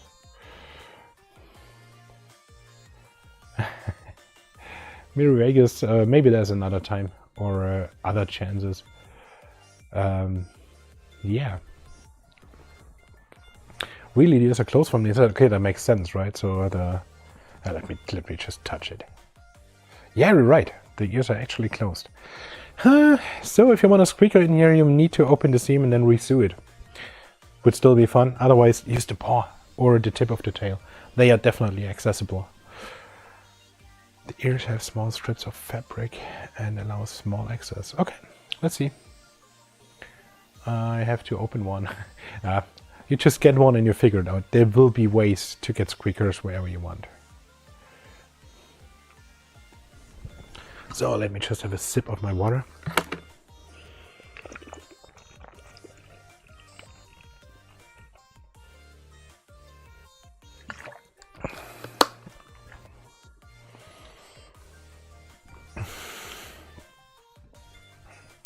Britkit, if you're really interested in a Mega Husky, patience might actually pay off. As we said, we might remake projects. And the Husky is definitely one of the prime suspects for a remake, a 2.0, maybe a different coloration. And we have started the habit of selling the Megas from the beginning, which also means it might actually be easier to acquire that and be patient. The downside with that is you never know when it comes. Could be the next project, could be 3 or 4 more years, but on the other hand, you will have a car in the meantime if you spend that money there.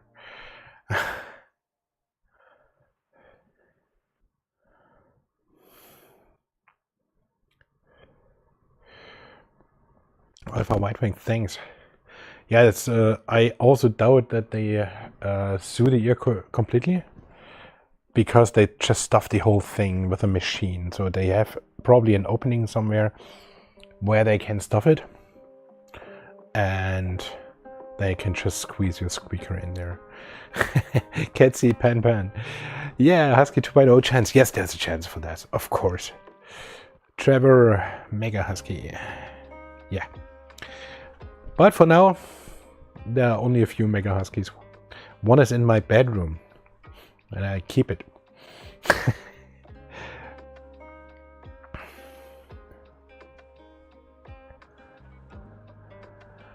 Laurentine, you're absolutely right with what you just said. I imagine Plush Life would want to remake every single plush while also making another dozen designs, and they can't do them all at once. As I said, we all have a full-time job. We squeeze all of this work out in our spare time, and my main job is actually super demanding as well, so this is quite a bit of a task. Also, we now managed to get to 3 full-time employees that are solely working for us in the factory. This is also quite an achievement, but this capacity also only slowly increases. So yeah, making 15 projects at once would be a dream, like having just this laboratory of designs and the next 20 plushies, the next 20 years of plushies outlined already, experiments that would never sell, but we still have them there and you could visit them. Like this dark mad scientist plush laboratory. Maybe we get to this in a bit if you guys spread the word and run us over even more. Then at some point we can shift more of our work into Plush Life. And maybe we have this mad scientist lab at some point in the future. Until this, we have the fluff room of Fox Fur, and you just got a glimpse of that. Sometimes these plushies even move, right? Could you show off the Mega Husky real quick? Yeah. Let me do that again. Fletch, you know you have to go. I'm sorry. Oh, this is so mean of you. So mean of me, yeah. So, there's Winston. Somewhere here. And this would be the Mega Husky. Mega Husky, what the hell? This would be Mega Shop. Since he's called Milo, it's Mega Milo. Oh my god, thank you. See you. How about this? I have 9 regular size Huskies. I need more. Trevor, you are also crazy. But I love it. I love every picture that you post. You need a Mega Husky. Well, you need to visit me. I can jump on one. I wish I could be seeing them in person, Rocky. Yeah. It's going to be increasingly hard to keep all the giants. They take a lot of space. Yeah, honestly, I had to give my Mega Winston prototype to a friend as well, because he was occupying the sofa to the point where I could not get Mega Milo. And I have to have him, right? So I have a space issue here as well. There is a space issue coming at some point if you collect plushies of this size.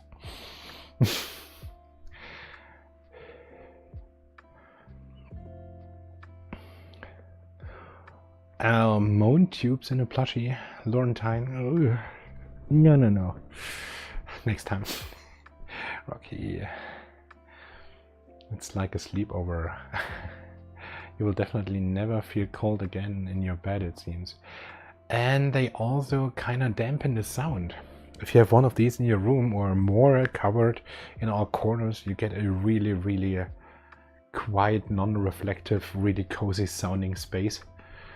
That's actually a real plus. If you record voices, we actually put some plushies in the room as well, because they are super nice reflection dampeners. That blue plush, I really love that color. Louis, yeah, the blue plush in the background is a custom made from Pocam. He was in the chat before. I saw him when we started the live stream, so I'm not sure if he's still here. But he is from Poland, and he makes these on a regular basis. So if you look for Pocam on Twitter, yeah, the name is posted. Britkid posted it. He's made by Pocam. You can find him on Fur Affinity, Twitter, and so on. He also has his own plush channel now, but you will find it linked. And he puts these on auction on Furbuy, on Dealer's Den, whenever he makes them. He decides what he makes. He also does not really do commissions. He just makes them in the way he feels making them. And then you can bid on them. And if you're really lucky, you get one. Or in my case, you can name him a price before they ever go to Dealer's Den, and then you might be lucky, like I was with this one. And he's here ever since, and he's like my sofa pal. So you can see I'm not solely focused on plush life. There's a lot of makers who make amazing stuff, and I just love plush of all kind. My house is full, no more plush life to me. As long as I can reach the kitchen, bathroom, bed, and front door, the home is not full. Time to buy more. There's plush collectors who have plushies on both walls, and they have to sleep in the middle, and sometimes they fall over, and then in the morning they are just buried in plush. That's a real story. I work and give all my money to plush life. Trevor, isn't that a nice life goal?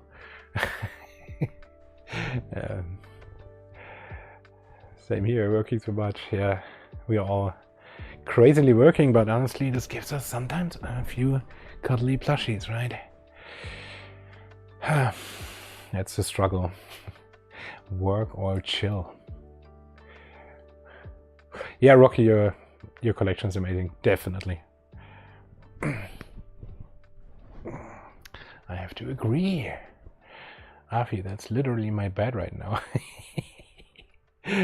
I'm really buried in plush, right? I'm like in the middle of all of these. That's awesome. That's really, really cool. Yeah, and that's exactly how it is here. You should see our friends when they come over. They actually bury themselves in these plushies. I mean, it's fun, right? Buried in plushies. BIP. Nice. I like it. We should keep that. See you. We keep that. Make a sticker out of it or something. So we have it in Telegram chat groups. Meanwhile, in my attic room, wait for the house market to be more reasonable. So sparing my money is the main thing after this Milo Shepherd, of course. Yeah, no, we also live in a rental apartment because buying is absolutely no option right now. I could definitely go with 2 more rooms, especially for the plushies here.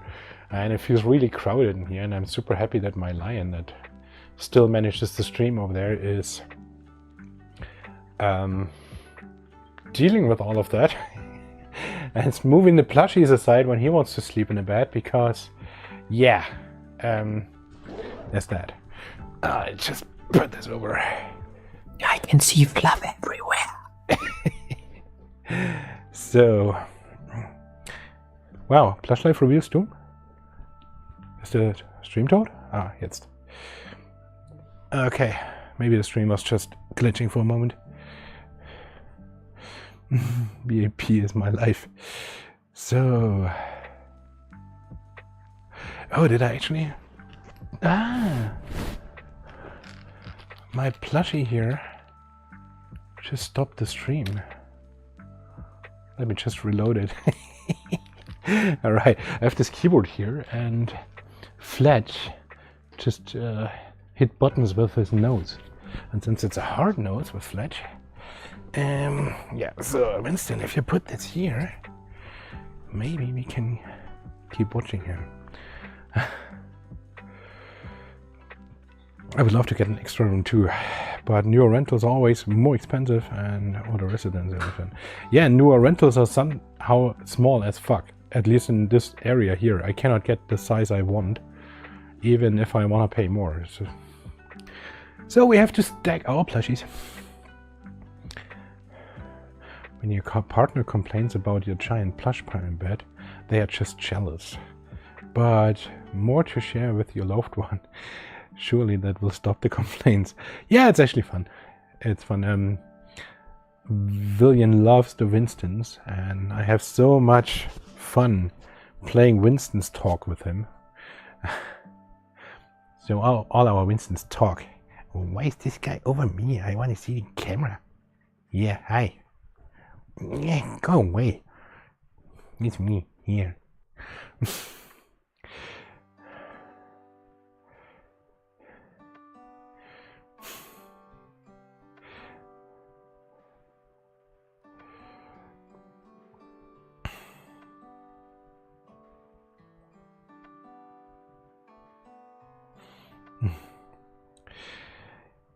So yeah, I think we will also stay in this apartment for a while. It's a nice one.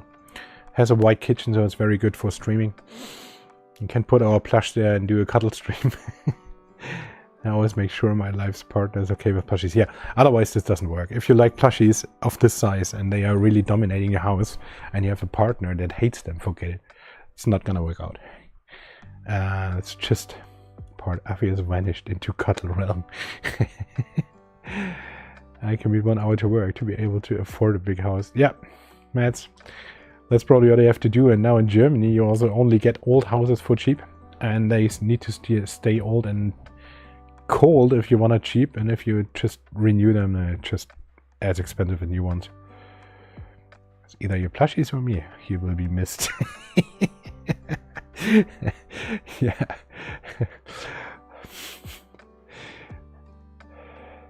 I'd be so tempted to dress the plushies.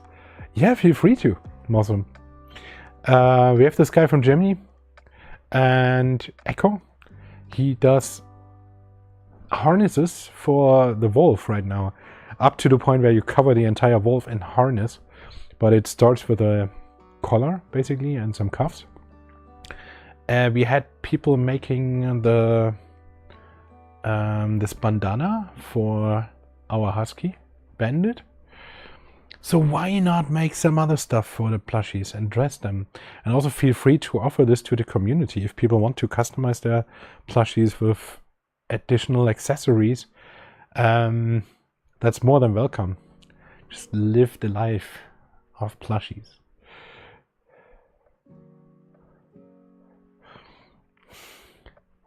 Six bedrooms and 300 square meters. Alpha White Fang, call me jealous right now.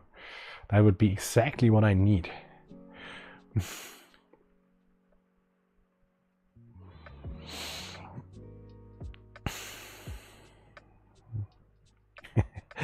Werke Nickel, yes. Even in my normal business life, I work in management and I pay huge attention to either have the team using the product itself that they are developing or are in super close contacts with people who use that. Sometimes in business-to-business applications, it's not always possible to use the product in the same way like your customers. In this case here, that's easy. We are plush addicted. We love our plushies. We sleep each night with our plushies, at least if you're alone. And we cuddle them daily. So yes, we know what a good cuddle plush needs to have and be. We also have quite the high expectation of a furry. To like, if you're close to fursuits and if you know the furry fandom, the furry art, there is some design expectation that like a bar of what you consider a good design that's much higher than in the normal world outside. And that's also true if you go like in a market, in a toy market, and look at the plushies. Once you had a few of the Plush Life plushies, or maybe Creep Cat, or maybe a few of the custom plushies like Pocam or what all the other plush makers are called. I can't remember, my brain is dead. They are all incredibly good, and after that, if you look at the cheap toy plushies, they are no longer above the bar you consider a minimum. And that's important, I think. It's really good to enjoy your own product. Otherwise, it's just you're running blind.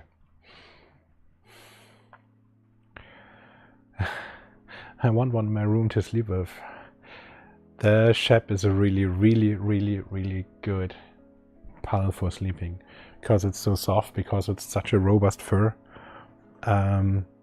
And honestly, like with the looks, longer fur would make it look a little bit more soft, or more give you more of the expectation to a soft fur. But once you touch it, that's gone. That's completely gone. It's softer than the longer fur we had. So when you're at night in bed and you just cuddle it, it just gives you the soft fur all over, and that's so soothing and comforting that, yeah, again, this is a really, really great plush to just have as your daily night cuddle. It's growing on me, yeah. It sometimes takes a while. It's if you have a release, this will always be different to what you expect. And if it's new and has some innovation, it will always be something that you need to get accustomed to first. And yeah, so give it some time. By now, the website should actually be live. So you can also take a look at certain pictures. And we will also send more pictures of the shooting later on Twitter. Let me see if the Plush Life website is live. Yeah. So we have this IT guy in our team that is just absolutely crazy good. And he promised to put it live during the stream, exactly on 10 p.m. European time. And that's exactly what he did. So, and that was also the last time I saw my keyboard. It's now hidden behind all this plush. So forget it. Puppet. Oh, you want to see more puppets, huh? Yeah, and these are the puppets. People want to see you under the giant plush. Let's get Plushy to 1,000 subs. This should actually not be hard. There's like 14 left. The fur Winston is amazing. Really nice to touch and cuddle. Yes, Foxley Fox, Mats. That's exactly what we thought. The fur is amazing. It's just good. It's robust. You can clean it. You can wash it. You can cuddle it thousands of times. And yeah, so great night pile. Not the plushie you have to put away and cuddle once every 2 months to keep it in shape. So hear me out. 3 meter Winston to sleep on. 3 meter Milo on top to sandwich and to keep in place. That will be my setup. My boyfriend can sleep on the floor if he complains. I love him. I'm kidding. No, he really can sleep on the floor if he complains. You should get 2 of the Mega Milos. And then maybe your friend can also cuddle one while you are sandwiched under Winston and Milo.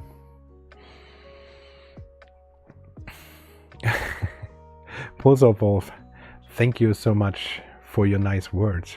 It's actually really great to get some feedback and the appreciation.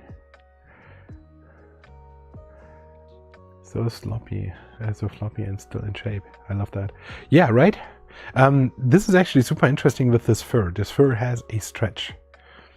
And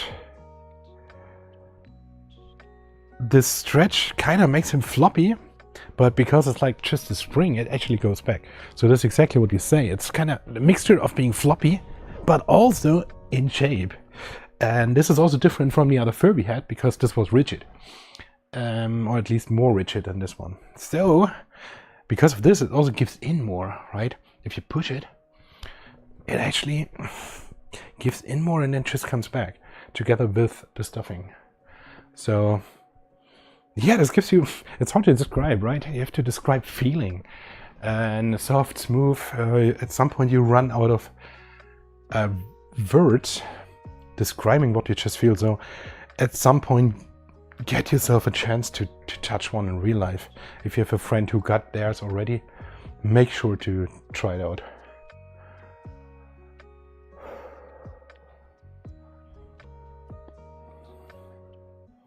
Seeing Mega Milo lying on Winston's lap is so adorable. Definitely think we'll be getting a few. Yeah, right? And Winston is just fell over. Yeah. I sat there on a table for 24 hours. What do you think I feel? Yeah, he sat on our table. Was this live, William? Pardon? Was this live? Did you just voice Winston? I was just voicing Winston. At least I tried. Yeah. Show the Mega Milo butt. Is it time for this already, Foxfur? Yeah, only the hardcore people are still here, right? I think you have been 300 people in the stream during the reveal. There have been 311, and as of now, it's down to 98 on my part. Yeah, 98 is what YouTube shows here as well, so pretty good live actualization. Okay.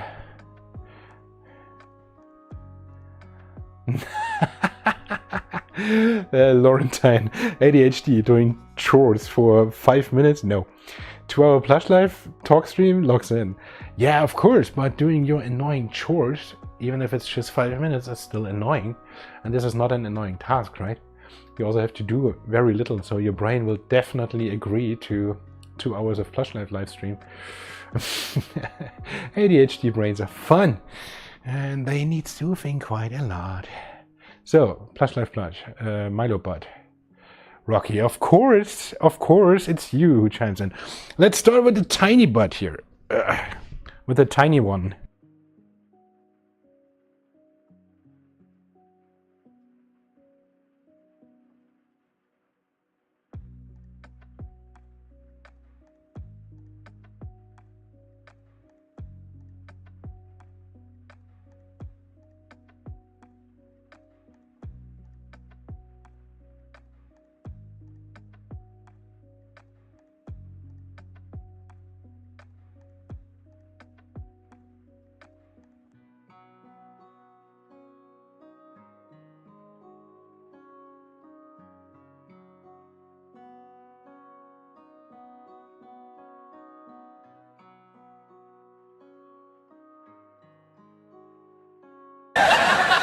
Oh my.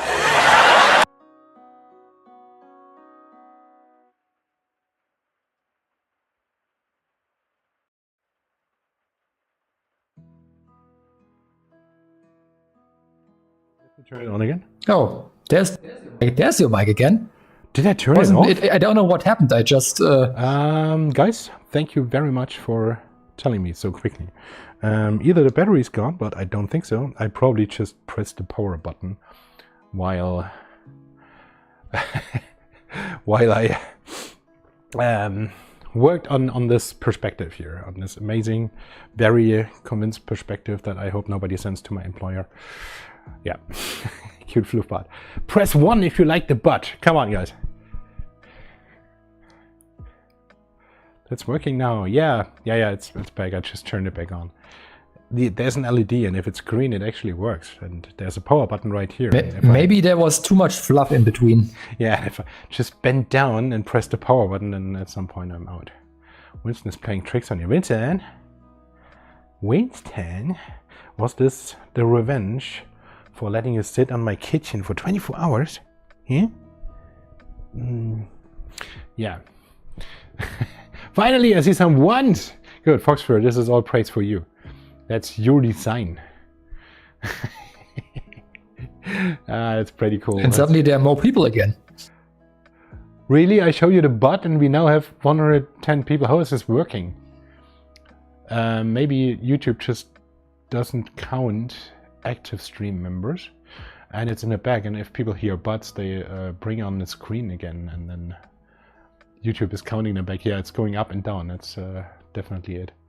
Plushlife.eu's official Discord server when? That's a good question. Guys, give me an answer. Telegram channel, Discord server, what would be your favorite?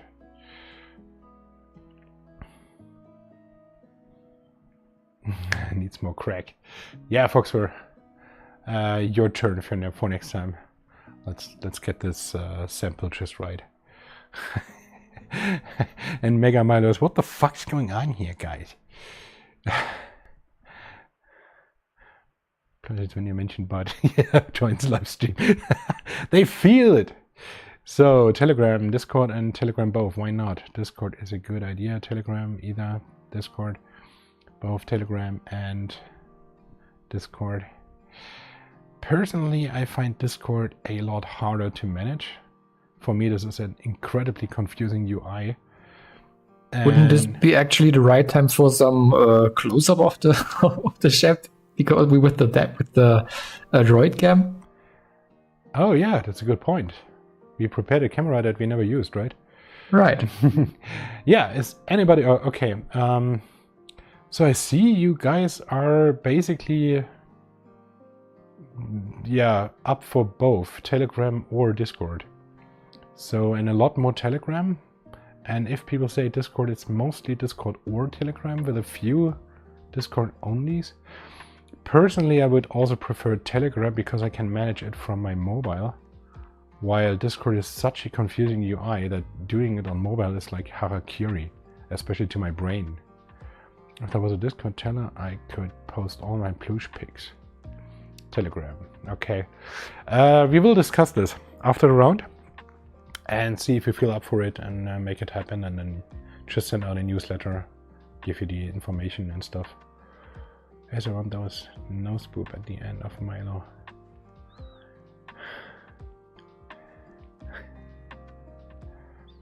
All right, you want a nose boop? William, are you ready? Okay, because next to the mic TX that I just goes off, I also have a mobile, and this mobile has a nice feature. It actually comes with a camera that we can use as close-up cam. We used that last year, and I don't know why I didn't bother to do this year.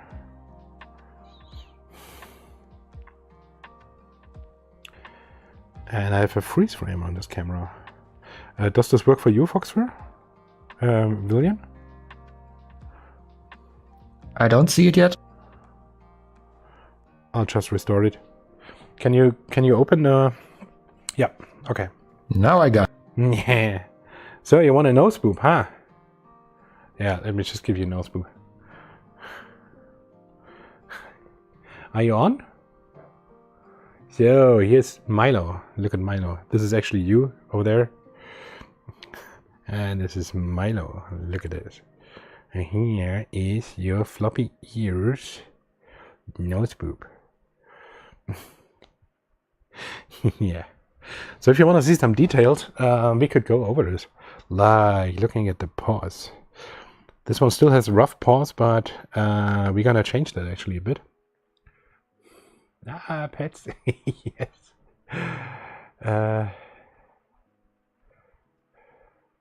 Yeah, Discord is really confusing on a phone to manage.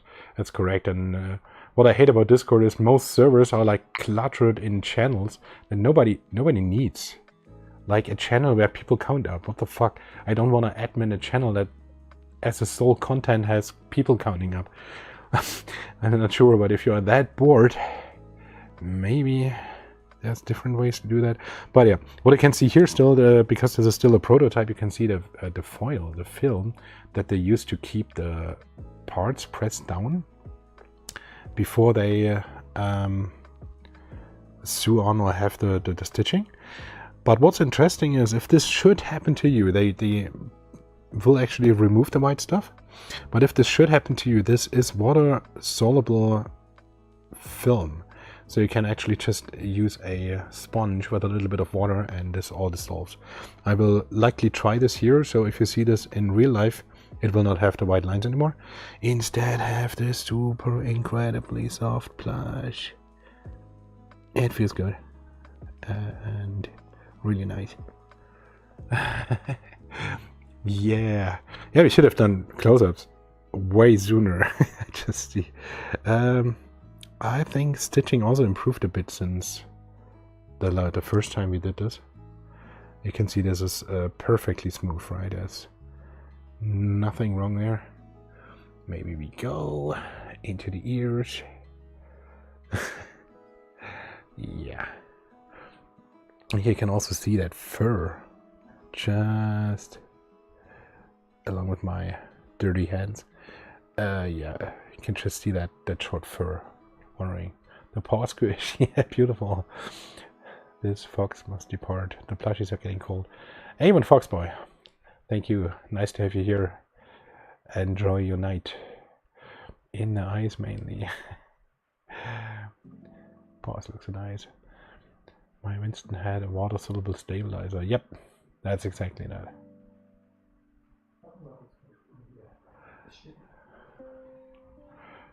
Das was? Umgeschnitten meinst du, du bist wieder auf dem Großen? Ah. Yeah. I checked out. What did I miss? Close-ups. Laurentine, close-ups. We now have the mobile camera out that I forgot I have. And now we are going around the details on the plush. I can do a lot more with Discord, but I was also in the community manager for a few years, managing Discord for a few companies, but now I use Telegram a bit more. I'll go watch Cobra Kai season 6 with my Plush Life Husky after the stream. I'll be all cozy. See you, Husky. That's a good idea. It's also a nice series. I should watch it. I think I only watched season 1 and 2 so far. And I definitely should do more. Then I moved to this new place, and yeah. But no 3-meter plush bud was shown yet, right? Still waiting. Laurentine, yeah. I still have this 3-meter plush bud here in the bag. You want to see that? I have a mobile camera. I can actually do that without moving the plush around. A bit, but I have to move me around. That's hard. Okay, let's try this. Ugh, God, you make me do stuff. There's people in this screen. They make me do stuff in real life. That's weird.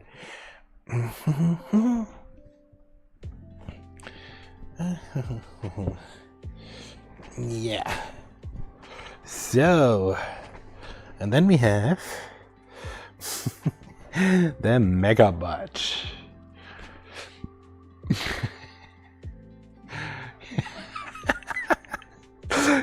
Since dieser Mega Plushies, brauchst du das so rum oder Since these are mega plushes, we can now officially call this a mega plush, right? Yeah. Late streams are fun. Squish the cheeks. Oh god. Really? Is this what you want in the stream, huh? Yeah. This is our official YouTube live stream. We are still not online, so nobody has cancelled us yet.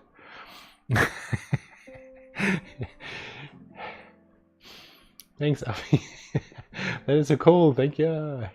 Oh god. You guys. But hell, we are part of this guild, right? So yeah. Don't we appreciate the logo? Look at this logo. Look at the logo. Hey, you should look at the logo. So, after Dark Flash Live. No, this is an official YouTube. You cannot do that here. We won't do that here, and you have to do it yourself.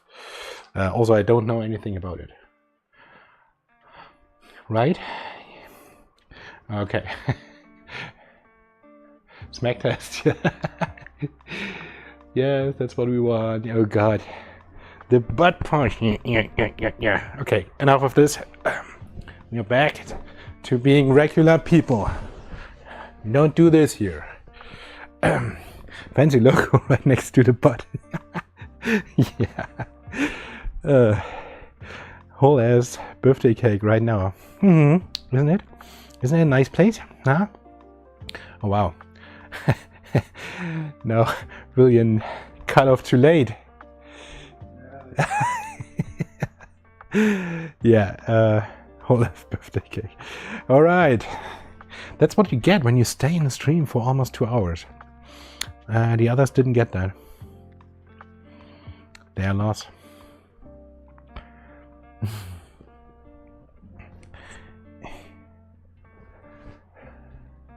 This never happened. That's correct. In the recording, you will just hear a beep and see a gray logo. We probably will put some. We should have put copyrighted music under it. Then YouTube basically kills the entire thing already.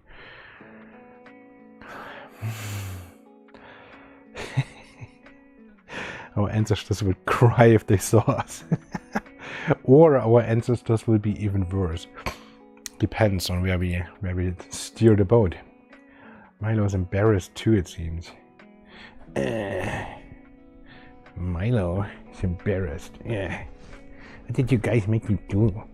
Look at this shit. Yeah.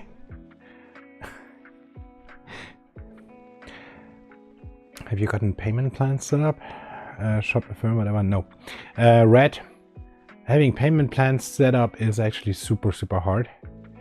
And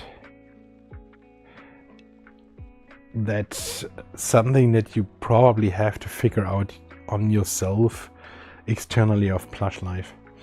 And the problem with that is also like this works nationally, but if you're an international company and have this done in all over the world, you would probably need a different company for these plans in each country. And so for us as an international company, that's super hard to do. We are international but still selling out of Germany. We don't have local sales regions, what you usually would have if you are like a giant corporation and they make stuff like that locally in the countries and then make it possible. For us, no chance to make this somehow work, so no payment plans. Would that be back the same payment as last time, like the fast way for Europe, Belgium? Yeah, you can pay in SEPA, and this is actually much appreciated. And then credit cards again. PayPal's also no, right?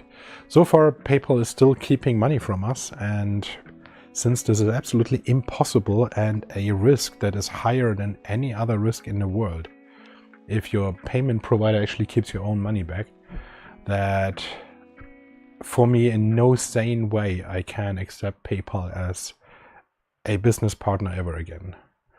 This is the most unprofessional company I've ever dealt with. There's absolutely no way of contacting anyone unless you really do make them or you threaten them in a believable way to bring them in front of a court.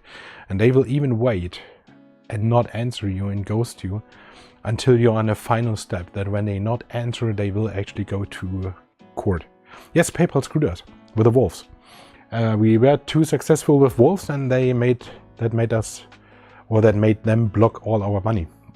And I needed an attorney, and I needed to threaten them to bring them in front of a court, and this would have been the next step. And only then they reacted, and they still have half my money because I moved. I had a really stressful job, some long COVID issues, PayPal, Plush Life next to it, and so it was actually a really hard time for me, in which I had absolutely no additional capacity to work on this. So yeah, they still have this, and the only way for me to keep this or get this money back is probably a lawyer. Again, spending a mid 5-digit amount for this, spending a ton of work in order to make very precise papers. So in terms of a court, they would be in trouble, and that's basically the only way to get PayPal to move. So if they decide to keep your money, and at some point you will reach a size where this is possible, they just keep it from you. Really, really bad company to work with.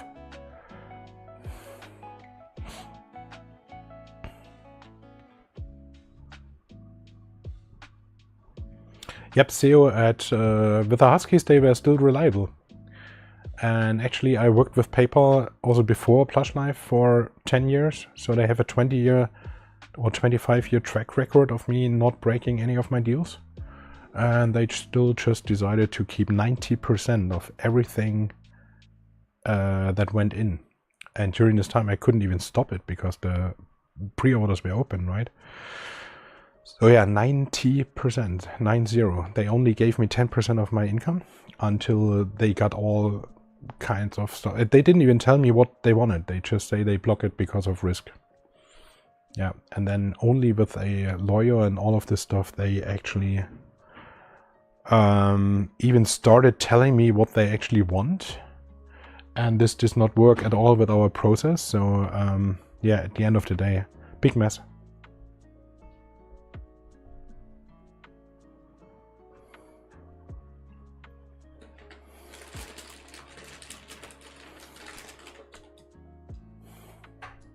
Yep, Laurentine, that's exactly what PayPal is.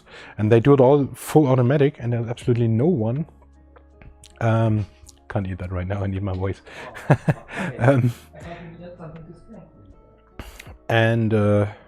Yeah, they just randomly block people, do stuff, and there's absolutely no service personnel that talks to you. And the one service personnel that actually started talking to me started getting really, really nasty in the way that I was like, okay, where did you work before? Like in downtown at night or something? Because she really started to get insulting, and she had absolutely no idea what even went on. So that was really crazy.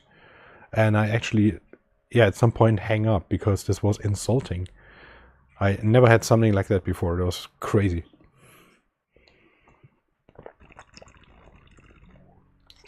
Yeah. I definitely cannot have a payment provider that keeps 90% of my money off me. There's no way of running this business with just 10% of the money. As I said before, we are doing a group buy. So most of the money you send us goes into manufacturing these plushies. There's a bit of stuff we keep in the back, and that was what saved us during the Fox reason. During the Valve. Because since this is a private, or since this is a spare time business, we don't need that money to live off. And currently we just keep it for safety reasons. And this buffer that we built up before the Valve saved us. If they would have done the same thing with the Foxes or the Huskies, we would have been screwed. Really, really screwed. So, and luckily now we are in the ability to also afford lawyers and courtyards, stuff like that. But still, honestly, I want to make plushies and not deal with this shit. So yeah, fuck PayPal. It doesn't work.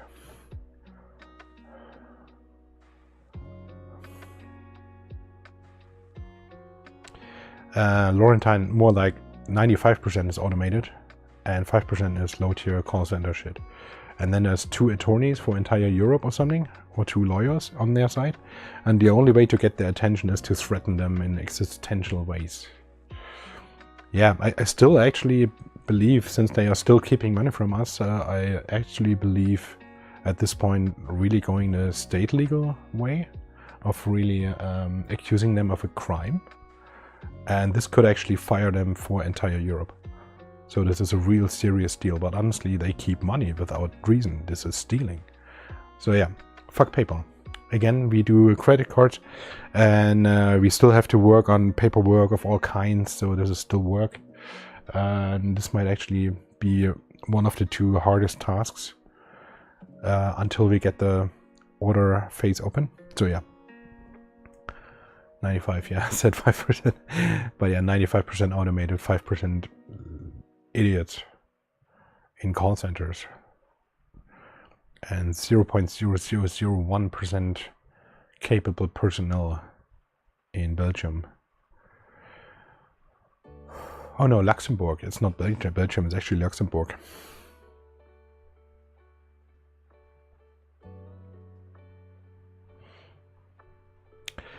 So yeah, again, we will try to do credit cards over Molly. This worked okay last year, but for some people they had to try certain things. They needed 2-factor authentication to be live. If this wasn't live for them, they still had to work on this. And yeah, for that, expect a bit of a struggle. Make sure that 2-factor authentication for your credit card works. I'm not sure if this is now forced in the US as well. To my knowledge, it is. In Europe, it is forced for the last, or it was forced last time already. And everybody who had 2-factor authentication already worked. In the US, some already had it set up and then it worked fine. For some, they had to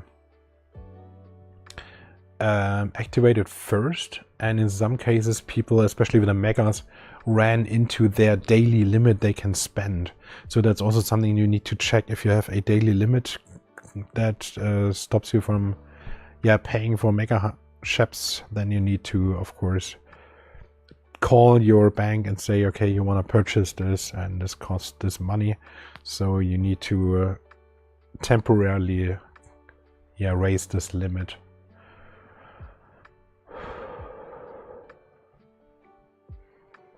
CEO Husky, yes, definitely. At some point, PayPal will screw you over. It can take a long time. For me, it took 15 years, and they were halfway reliable. And at the beginning, they had some automated money they kept for 3 months just to be secure. This would have all been fine, and up to the point where the leshies came in and they just decided, okay, 90% of this money is now gone. And the lawyer also said to me, this 90% is not an individually calculated number for you. They had a ton of customers at this time, and they all had exactly the same number. They just kept 90% of their revenue. And so for my lawyer, this was really easy. They are also super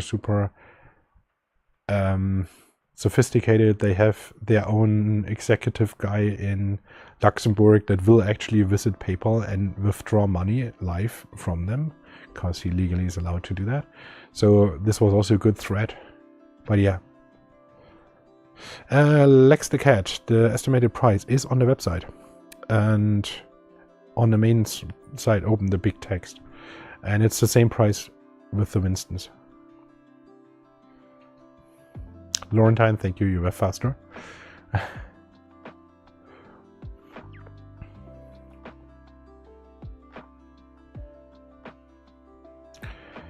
So,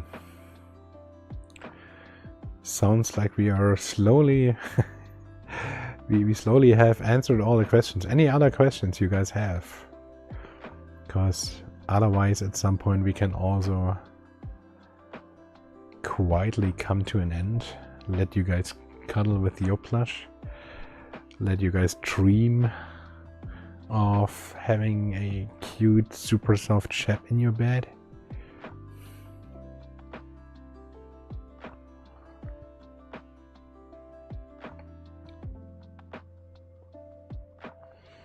Katzy, no idea about two-factor, but Winston payment worked. Cool. Then hopefully this should work as well. Two-factor means you basically get an SMS from your company and you have to approve it, and then it just goes through. In Europe, this is like mandatory, but I also have payments where it just goes through, and then I have payments where it actually brings up a screen and wants something from me. Yeah. Is the fur the same as the Wolf Leshy, or did it change for Winston? Yes, Red, the fur is the same as with the Winston fur. The Leshy fur is no longer available. It is even softer, although it's shorter, so if you cuddle it, it just feels like heaven. You're cuddling a cloud of plush. And it's super durable, so you can have him in your bed every night and it will not suffer from it. Is there a Mega Husky nearby? See you, it's in the bedroom and there's no way of getting it here without destroying our entire streaming setup.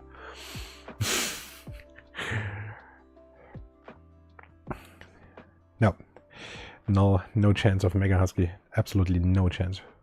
It's completely buried in plush in the next room. There's no camera.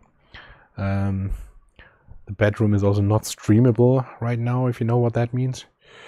And there's no way of getting it over here without destroying our entire apartment and streaming setup.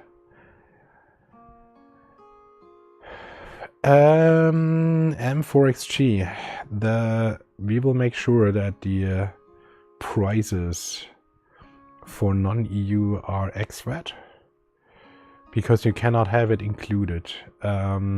We cannot include your local VAT if it's outside of Europe, because that would require us to have a local dependency in your country.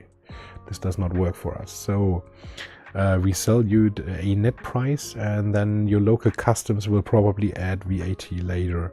So if this is a question especially for Britain, because they are super nasty in doing this, it's mostly Britain, Switzerland and Norway. They add VAT. Most of the other countries don't. But in these countries you will get net prices from us and then have VAT added at your local border.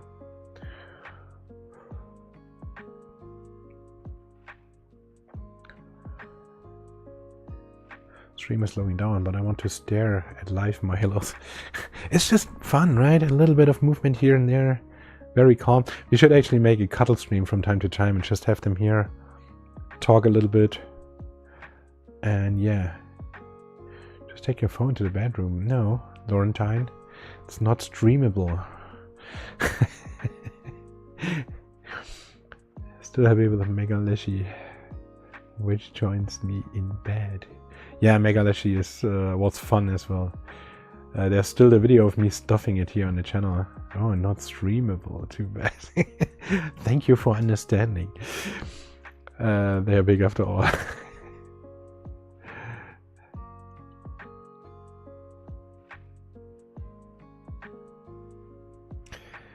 Yeah, Laurentine, that's correct. It's just because they're closest and I did not vacuum the place. I'm super ashamed of that because, and this is why I cannot go there with my phone and just film stuff. Just want to snuggle Mega Milo. It's actually really comfy. I didn't try this yet, so I just had him on photos and then just put him away. It was actually super comfy to have him on me. I just want my own Milo ASAP. Very good. Delaware, you don't need to be that patient. It's just a few weeks. Just get ready. I wish I had gotten a Mega Leshy, but the regular size one is still great. Yeah, the Leshy is actually cool because it's a relatively slim plushie. So the Mega Leshy is not as chunky as this one or even the Husky. The Mega Husky is super chunky in comparison. It's also even heavier in this because of the giant tail. But it's also really tough to play with it. So this one is a really nice cuddle pal. He's also soft, right? He's squishy. And that's something the Mega Husky is not. It's just like a brick falling onto you, more or less. It's a bit squishy, but not as much as this one. Okay, then I'm going to be ready for sure. Thank you very much for sharing. Delaware, very good. My Leshy's Oliver. on his tag, and he is my absolute favorite plush ever. Ketsy, if you have a Plush Life plushie with a name that is super special, because only the stuffed plushies get named. So for a long time, until we run out of space, which is basically yet or now, the reward for our team for this insane amount of work was only a plushie. One of the plushies you guys can just buy. But yeah, everybody of us got a plushie, and they got the ability to name it. And so for the Plush Life staff members, there are named plushies. So if yours is Oliver, this is a plush from one of our team members, and you probably know which one. So yeah, keep it as something really special, because they are super unique, and there's only one in the world that has the name Oliver on it. We never named a plush twice. 11:40 p.m. here. That is the same as here, Delaware. You're on my time zone. That's cool. For me, this is perfect time. I'm a night owl. So at least on the weekend, I get to work in my actually favorite time, and I'm at my highest. Under the week, I'm always working way too early. It's 17:40 here. See you. That's earlier. We also had some guys from Malaysia over here, and this is really bad because they are even more in the future. So they are, for them, it's like early in the night. I don't actually know the team member. Who was for Foxfur? Are you still in? Do you know if Oliver was yours or if it was our admin's? Because I think it was our admin's plush.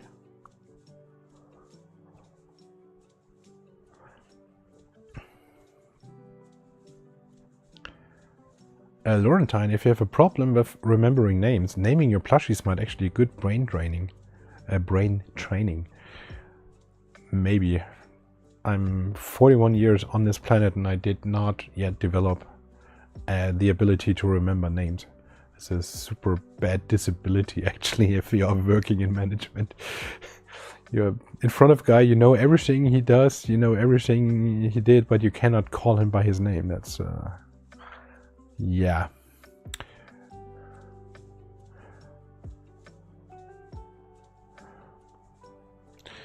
You're the third owner of Oliver.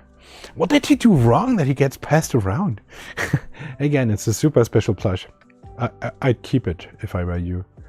And be really proud that he is a named plush that was once owned by one of the staff members. Just need to find good names now. Yeah, it's a good challenge. And then each week you need to call each of your plush at least once, okay?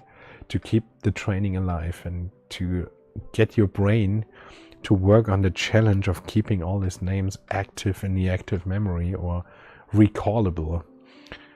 With a plush, this might actually work. If it excites you, then this might actually work to gain an ability you naturally don't have. And now we are totally deep into psychology in the middle of the night. He will never be given up ever. Ketsy, that's amazing. That's what I love to hear. Rio, I also can remember nicknames better than real names, and I also can remember fursuits better than faces. Yeah, that's why I'm a furry, I guess. It just makes life so much easier. All my 116 huskies, they all have a name. See, can you remember that name? Because then I'm super impressed and respectful and jealous.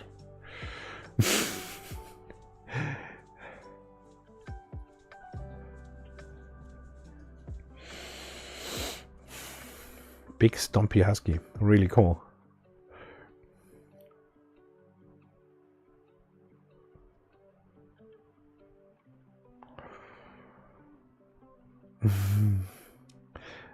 Leshy is the mother of the 3 Jark giant plushies. Okay, that's interesting. And really interesting to bring up Jack plushies again. That is history. If you have been in the plushie community, there was a time that when you wanted a big plushie, the Jug Giants were just a go-to plushie. Yeah, 4 feet, something around. And I also have a wolf, a Jug wolf, somewhere stored away. And back in the time, this was all you could get, right? They were nice.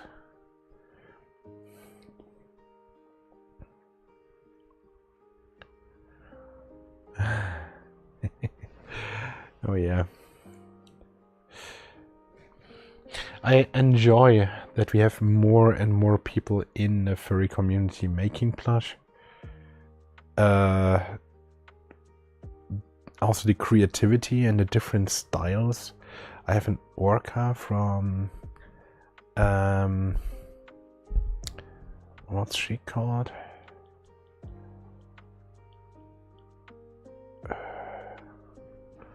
Man, this is so hard. Let's see if she is in my notifications because she was... Yeah, of course, Nas FX. Like before she was Nazi Goreng, now she's Nas FX. It's an Australian plush designer. She sells patterns on their Patreon, but also sells pre-made plushies. A bit pricey, I mean it's one-offs, but her creativity and the drive to just make new patterns week after week is amazing. And she retweets tons of other plushie artists, and this community just grew, and it's fun. It's fun to watch them all try out their stuff, try out their concept, watch them in the community. It's just fun. I know a lot of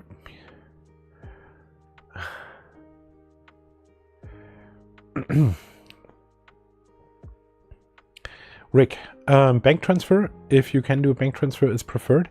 Credit card, if you're living outside the European Union, is the way to go. PayPal is no longer an option ever. I can spend my life in 1000 ways that are more preferable than being screwed over by PayPal.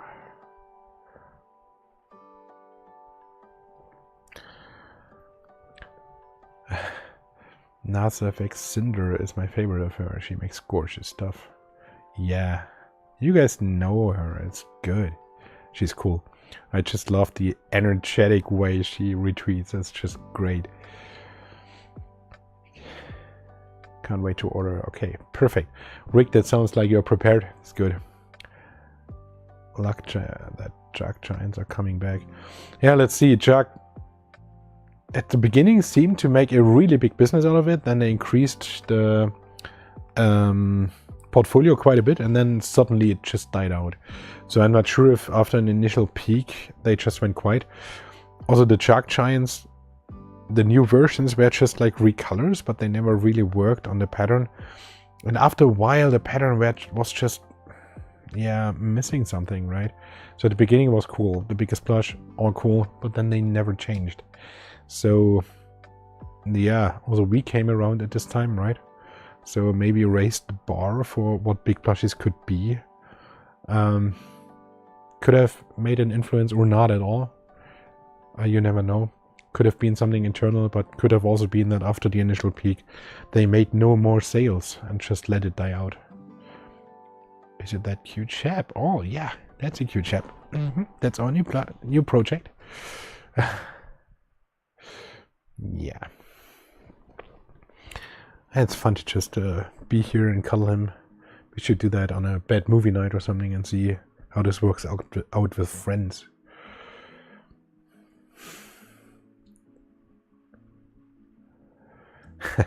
Hello, you stick with Plush Life. They are the all-time favorite and best quality. Yeah, that's what we definitely aim for.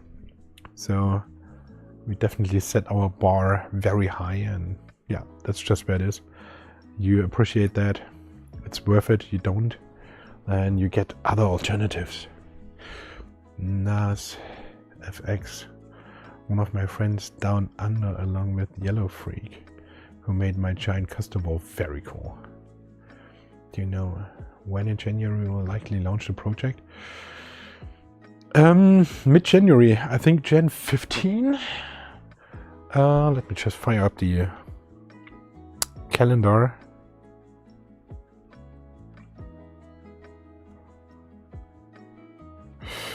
Yeah, it's Gen 18 roughly, which for you guys is maybe too hard because it's your Antro Northwest and Further Confusion at the same time.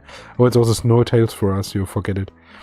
Yeah, so it's either the weekend 11th to 12th of January or later than 25, 26th of January. That's likely the 2 weekends it's gonna happen.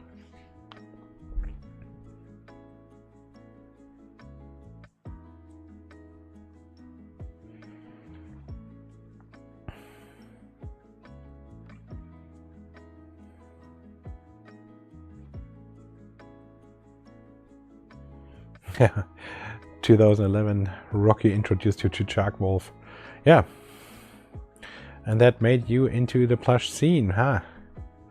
Yeah, it's when you cuddle a giant life-size plushie the first time, that changes you, right? This gives your brain this knowledge, wait, something like that is actually possible?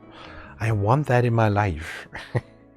And then you cannot stop anymore. This is spoiled for lifetime.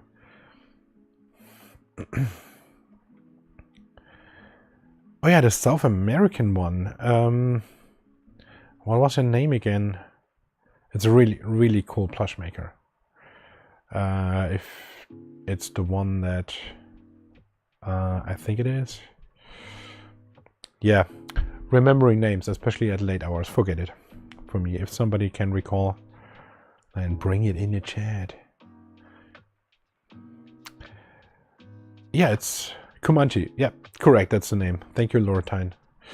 Correct, Kumanichi. Yeah, really, really cool design. Super unique style. Amazing. Loved being here. Didn't know you made such a great community. That's why I thought about Discord, Telegram. See you're not alone. I get this from Iktrikana.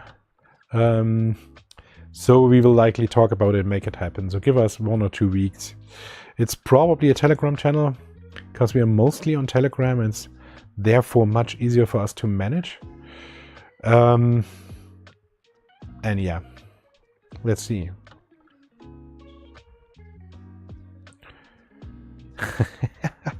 Yeah, progression sizes. Small Folkman is wolf puppet.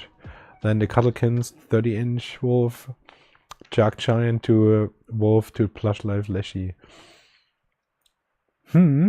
Red, that is probably what a lot of people did. Folkmanis was the go-to plush brand in the furry fandom, especially in the 90s and early 2000s. Because they provided quite some quality, relatively nice designs. And yeah, you had hand puppets that was sometimes a plus, sometimes not. But for many of these, you could ignore the fact that they are hand puppets. Today, nobody really talks about them anymore, but back in the days, that was it. Justin? Yes, price is the same like with the Winstons. And Laurentine just puts it on the screen. 900 for the small one. Small one? Yeah, you want small. And 2,500 for the Mega Shep. Got 3 custom original character plushies from her. Tried convincing her recently to raise her price and ignore bad customers. Seeing her pump out so many plushies so quickly is amazing though. Yeah, and Laurentine, you're right.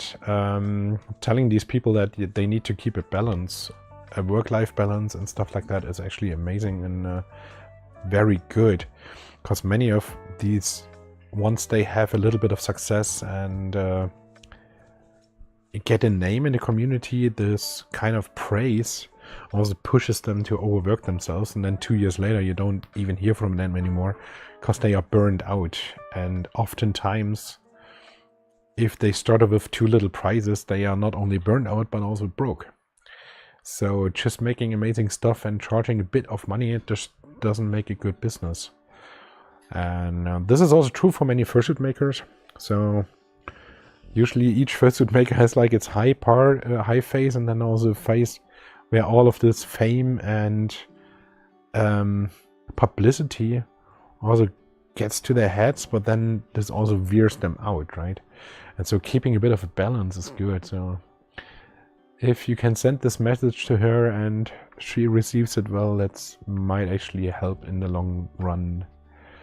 My first big one was the Super Floxy Aurora Mush. The Aurora Mush, legendary plushie. I got 2 of them myself. By today's standard, if you touch them today, if you have it out, you probably know. It's actually very small. Back in days, and also Aurora was actually advertising them as super big, but they were actually rather small toys.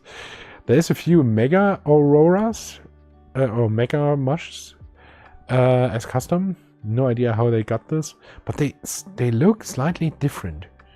That fur was like super amazing, like the white core and then the gray outside, even though it clumped together very quickly. Yes, Kumanichi has been spamming plush, but to my knowledge also has problems.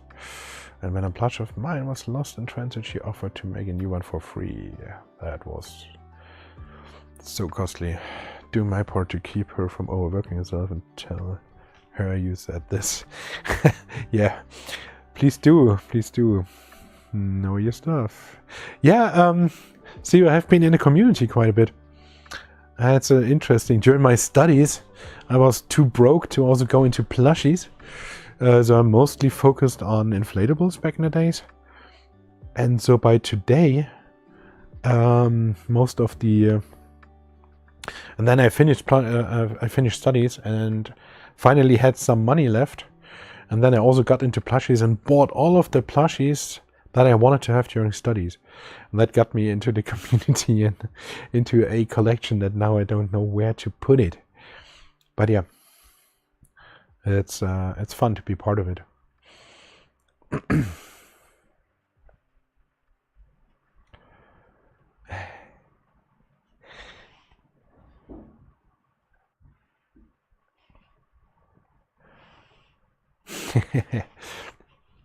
So the creep cat Yin came first and then Winston stole your heart, huh? And yeah.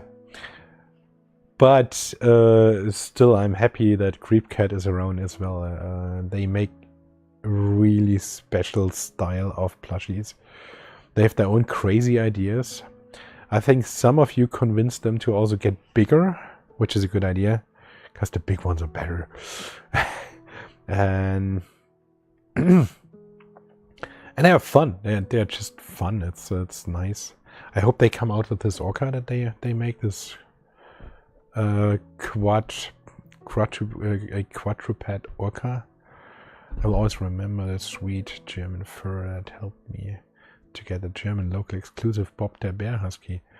Yeah, the Bob der Bär Husky and Shepherd are legendary toys. And if you just knew that I was in Frankfurt during Christmas and I just went into one of these shops, Galeria Kaufhof, that was the German one where I got these.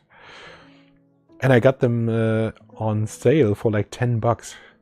And I was like, yeah, I get one. This is how I got mine. And then just later did I realize how much the community is craving these. I just should have bought all of them and just provided them to the community. I really should cuddle a yin more though. Yeah, you can cuddle the yin at day and then Winston at night or something.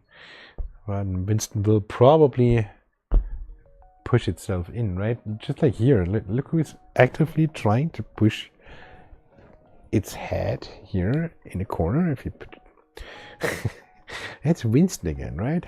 They have a tendency of just being there and demanding their presence. Dogstar, if there's a will, there's a way. And all you need is a bed. And they might even let you sleep in the same bed at night if you give them a little bit of space. So there's always space for a giant if you just want.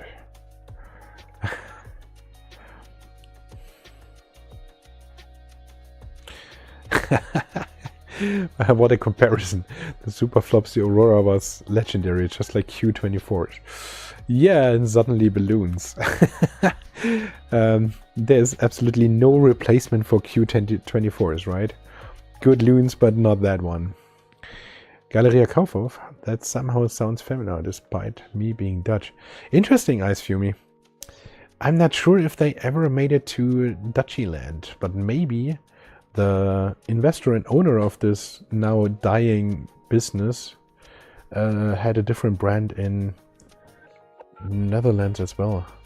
Winston wants attention after 24-hour hiatus from Cuddles. Yeah, and he said on our kitchen we actually had to get out for food because the whole kitchen was just turned into a streaming setup. I love my giant husky. You guys made. You're a legend, guys. See you. So you have one of the giants. Very cool. Yeah, you should keep it. Dexter, cool, thanks. I wish I had the villa last year. At the beginning was deciding between 2 meter and 3 meter and went for 2 meter for being smaller, since I was expecting to have in a college dorm, but didn't actually get mine. Yeah, that's how it is sometimes, especially with this kind of business where you only have a limited time to sell. Stuff gets rare and you have this buy it now or regret it later kind of feeling. That's what it is. If you're unsure, buy it and sell it. If you don't like it later, it will likely sell at a higher price anyway. So that's cool, but in the end, you never know. No, there isn't a Kaufhof in the Netherlands. Just visiting in Germany. Nice for me. Yeah, of course, if you visit Germany, that worked. But they will all go bankrupt in very close future.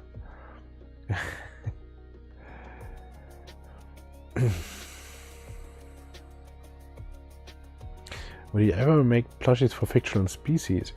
Well, Cricket, there's one. That's Winston, a cuddle dragon. That is not an existing species, actually.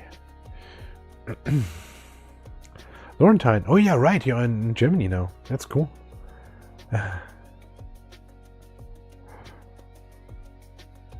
From the fandom. So, a fictional species from the fandom could probably be a Manokid or... I mean, we could make one of the robot species too, but this will probably not be very cuddly. So what are you thinking about when it comes to fictional species from the fandom? What are you thinking about, Cricket?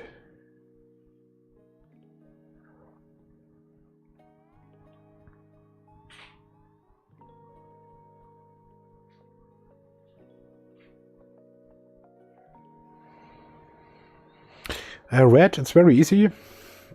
If the smaller Leshy already takes up a space in the bed and you want to know if the big one is working, the big one will be longer than your bed. And it will be 3 times as heavy and massive as your Leshy. So that's quite a different magnitude of plush that you are getting yourself into. And you either want that, then it's cool, or you end up with a plush that you have no idea what just happened to your bedroom.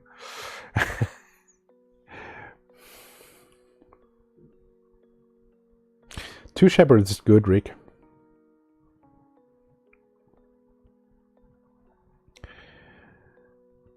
Yeah, Iktracana. Am I actually pronouncing you right? Otherwise you have to give me a description. Getting a second bed or just do yourself a DIY bed that has a much larger size can be a good way of working. And I know a lot of furries who did this, like a 3 meter wide, 3 meter long bed.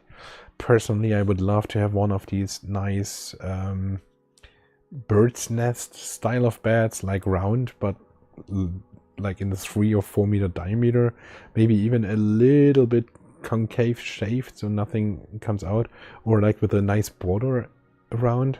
Stuff you find like in VR chat. Laurentine misses croquetten, frikandellen and burren cake. Germany has the former to my name, but The food in Netherlands, despite being just a neighboring country, is so different. That's crazy. And Dutch people are so crazy with junk food in a way that makes junk food just a lot of fun and culture. That I think you guys invented it. It's not McDonald's, it's you. And I love croquetten with all the meals in it. That's just amazing. Yeah, I can imagine. In Germany, you have to find your way around, so feel free to experiment. We have a ton of great food here as well.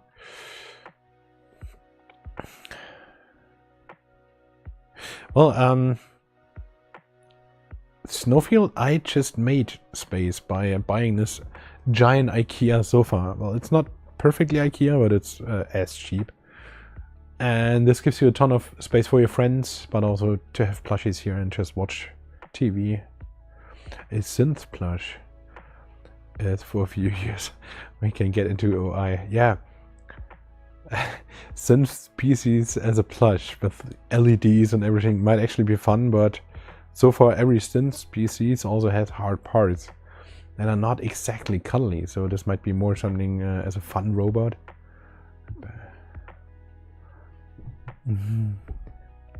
The future is bright. Let's see. Oh, Cricket, I hope you're right. One side of the bed is around 1.6 meters. That's horrible. But actually ours is even smaller, like 1.4, and I still managed to have plushies in it, so that's fine. Can you bring regular German Milo into the picture a little bit more? William is working on that, but so far it's not working. It's working. No, yeah, but it's just in the corner. But you can try to get the frame down. Oh no. Parents visited me earlier this year and brought me a stash of croquettes and fricandel, and if I run out, I will order them from the Netherlands. I live Laurentine. It's good. It's good. Yeah, the food you grow up with is also kind of soul food, and if you move to a different country, it just makes you feel how much you miss this kind of anchor point to what you've grown up with. So from time to time, no matter where you move, you have to get your local food and eat it, and it will bring you back and into a calm, core centered mind state. Definitely, I'm with you on that.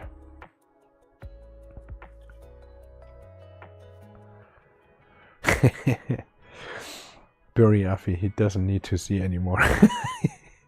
Oh, you're so right. Hawthorne, you're still here. Awesome. Kaufland had TK croquetten and frikandellen for a while, but didn't know recently. When Willis is on week, there are always tiny space for me in a little bed. You just have to work yourself into the bed when there are so many plushies around. Oliver, thank you a lot. Now I can see Milo better. Yes. This is so... It's fun. Mike reading mine made me realize how much I enjoyed my mother's cooking. I knew I'd miss it, but it still hit hard. Laurentine might actually get you into cooking and ask your mother for help for a change. And parents usually are really good, really happy if they can share their recipes and stuff with their children. My grandma did this to me, and now I can cook my favorite food alone.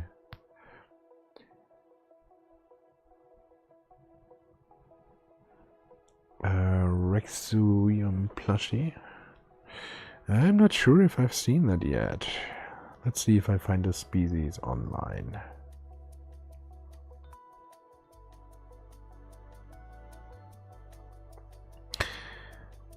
Oh, cool. Yeah, of course I would need permission for this. So this is like the most favorite or the most common VR character ever, isn't it? Like this fox. Not sure if you can see that, but yeah, that's this fox guy. That's Rexuium. How you even pronounce that? Actually, it is quite fun to meet your favorite characters in VR, and then maybe in real life you have their fursuits in the same style. And just seeing in real life what you saw in VR before, it just makes it even one step more real and stuff like that. So it would be really cool to use one of the VR chat characters in real life. Personally, I would like Mayu as a character, that little kitty. But who knows? Small IKEA tables, yeah.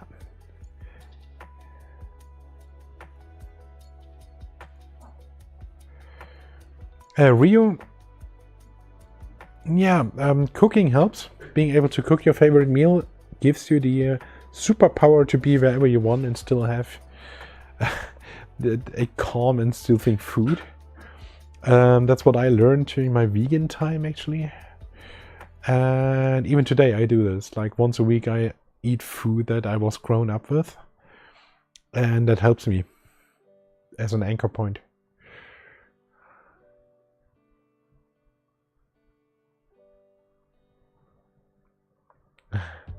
Delaware, it's really cool that you stay here for the entire time. And the rest of you as well. We still have 83 people in here. And it's really cool that you guys stay and watch the plushies getting cuddled. And yeah, just have a little chat with us.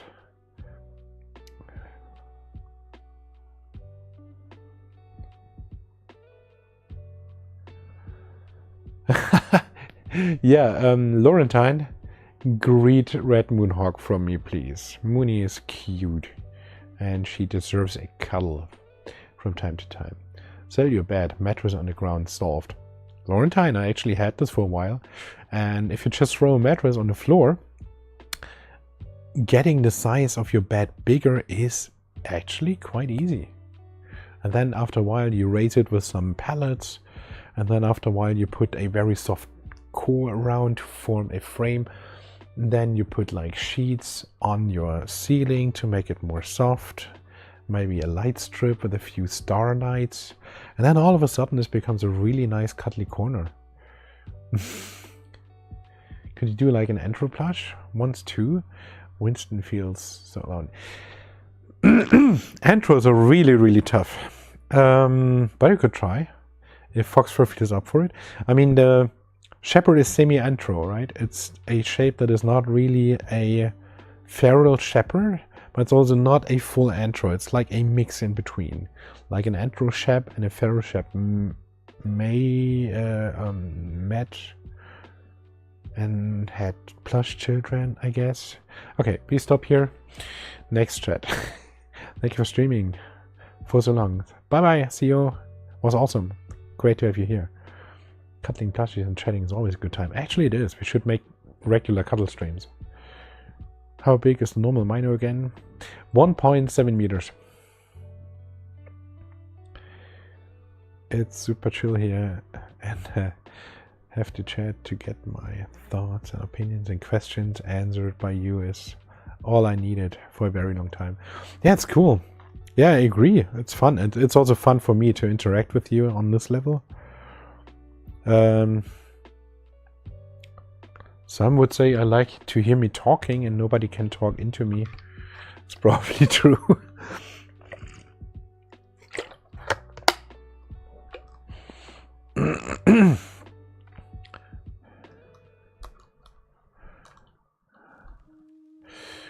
Theo, thank you for the for this feedback. So the newsletter actually had at least effect to one. Yeah, we sent it out a little bit late. I was so overwhelmed with business trips last week, and we also still had to text the website and everything.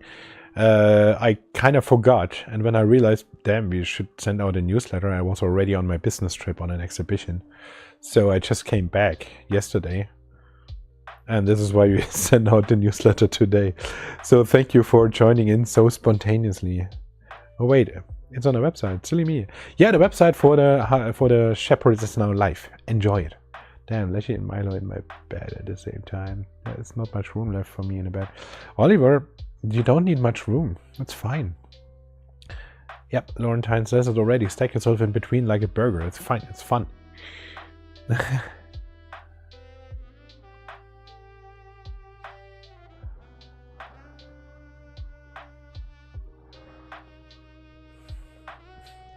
Drake the Dragon, roar. Yeah, Milo is 2 centimeters bigger than I am. Wow. Yep, you should enjoy that. Winston was kind of semi-intro as well thing. Yeah, the plush lifestyle is more like the semi-intro thing, right? That's like what we have been going with.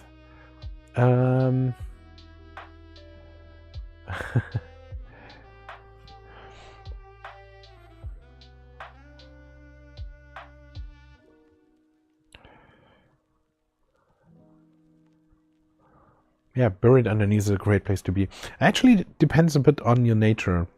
For a lot of people, they actually even like to add weight to the giants to make it even heavier, and they just feel super comfortable under this heavy weight. These are usually also people who feel really amazing when there's a fursuit on top of them. And then there's other people like me. I tried to sleep under the giant husky, and for me it doesn't work at all. My subconscious is super confused by this obstruction and just wakes up every time it wants to move. So for me it's definitely not working out, but for a lot of people it is. For me, I just have the typical spooning position that works, and that's something I miss on business trips a lot.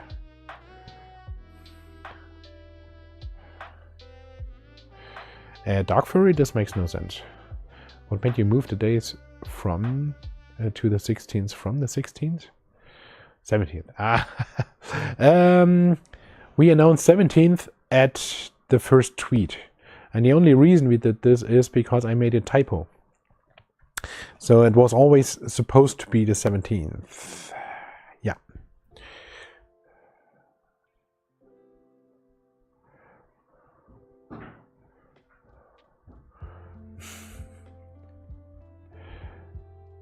Maker names? Asking for a friend with the same name as me. Yeah. Giant Leshy is 70 pound. Yeah, this will roughly be the same for the Shep. Might actually even be slightly heavier. 35. Oh no. No, it should be roughly the same. 70 pounds. But really depends how much you stuff it, what kind of stuffing you use. Can be lighter, can be harder. If you like weights, just put lights in it. Time to make a 200-pound giant wolf. Alpha White Fang, yeah. Schecter is challenging us already. Let's see. What do people typically use for weight? There is these training weights that you can put around your wrists. And they already have stuff around that works really well inside the paws, for example. And yeah, that's what you can use. You can also use little bags of metal. So like metal balls. This is sometimes used as weight. Not super cheap. And you can also, of course, use bean bags to replace the stuffing in the paw, and also put a giant beanbag core in the middle. That will also increase weight. Good night, everyone. Lots of fun. Blixem, thank you very much as well. And still 70 people left. You guys are crazy. Glass beads are common. They also make solid beads. Oh, that's a good point, Ictracana. Most of the weighted blankets are also made from glass beads inside. So you might actually get pouches of them as well. And this also increases the weight quite heavily without increasing or decreasing breathability. So they seem to work really fine. One of my 2-meter Winston's weighs 27 pounds. So I guess you increase the weight by cheating. Sounds good.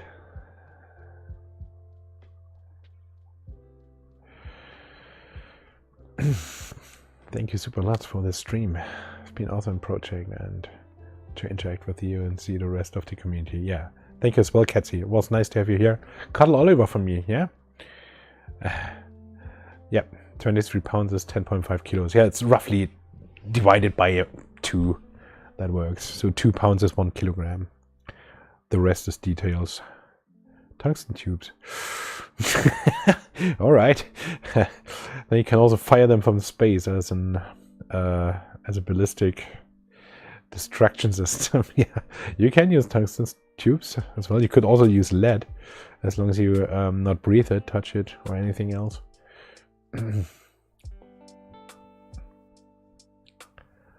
Plushy and floofy, yeah. We will not leave until you throw us out. Yeah, Foxley Fox, I'm afraid. I have to call it at some point, huh? Maybe William also wants to go to bed. Or stop the stream and stop the madness. Thank you. William said it's my decision. He will gladly apply or comply. Oh, you just used an alternative fill that made it heavier.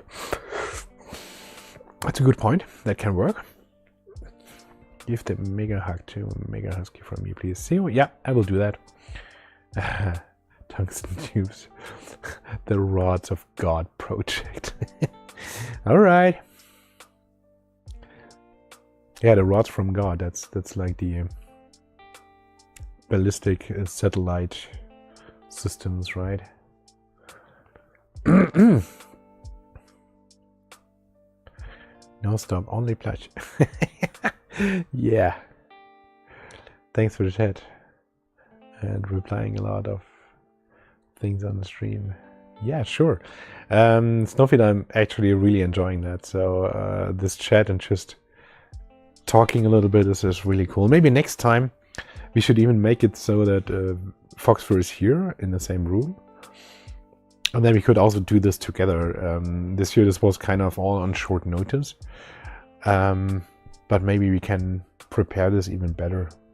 That would be nice. I would wish for having a combined live stream somewhere.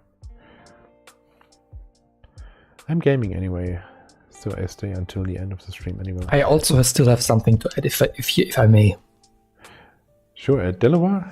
Yeah, what kind of game do you do? The thing is, I am in the third or fourth year of making the announcement videos for Plush Life, and I would like to know from you guys directly, do you actually like the way we present the plushies to you?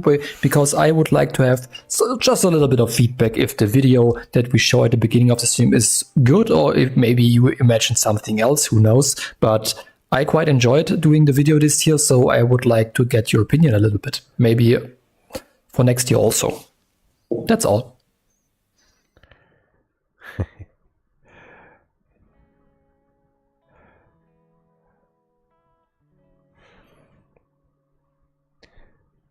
So now I'm curious what comes in. Rick, thank you as well, and good night to you. Foxley Fox, thank you. Ice Fumy, the videos are great, thank you. Love the videos, you too. How you doing? I have to see the video again, but we can do it as a. I would do it as a closure, actually. This would have been my suggestion as well, that we close the stream and just showing you the video again and then just zoom out. The format is excellent. Yeah, the Plush Life Wolf was, I think, the first with the announcement trailer, right? Fox Villian? Yep. Wolf, then Winston, and then the Husky. We didn't have that. I think. No, we didn't had it with the Husky, but I did it with the Wolf, with the Dragon, and now with the Shepherd. Right, you were not even there with the Wolf, with the Husky. No, I wasn't there with the Husky yet. Yeah. We got together when the Husky was already on the bed. Yeah, right. So, I really wanted a Wolf. I missed the chance. Yeah, that's how it is. And a ton more people missed the chance on getting a Shep 1.0. So, at least they now have a chance of getting a Mega Shep and a Shep 2.0. Winston was so good with this song. Yeah, Winston was fun, actually. That was crazy. I was in long COVID phase. Everything was still moving, or I moved. When I moved and switched jobs, the entire team that I joined kind of quit in the moment that the fluctuation started with post-COVID again. Like in this phase, everybody kind of changed jobs. me as well, right? And then the team went missing, and so me and my boss were the only one. We run the entire department, and then just build up new people, build up a new team. And in this time, I was new to this entire region. I had no idea where we could make photos. And in our desperation, we just used the dry room for clothing that we have in this apartment, in this building. And this was super tiny, so we actually had to get out on the floor, and we had to get out into the corridor to get enough space and distance to make the photos correctly. So super crazy. All my neighbors came by. I'm now known in this community here as the guy that makes plush. Many of them don't even know I have a regular job as well. And so this is, yeah, quite fun to do. But this year we found a seminar room, and we used this room to make this super easy to book and very spacey, so we could just build up our photo equipment. So we will probably use this a lot more. Dog furry, hope you don't do a Winston 2.0. He looks like a kangaroo. Is that a bad thing? It's a cuddle dragon. Yeah, he could be a kangaroo actually. I think it's a dragon that evolved from a kangaroo at some point. But honestly, Winston has such a great community and such a lovely community. A ton of people love them. And so yeah, not everybody needs to like every project, right? That's fine. And don't worry, we don't do a Winston anytime soon because it was just the last project. I'll definitely...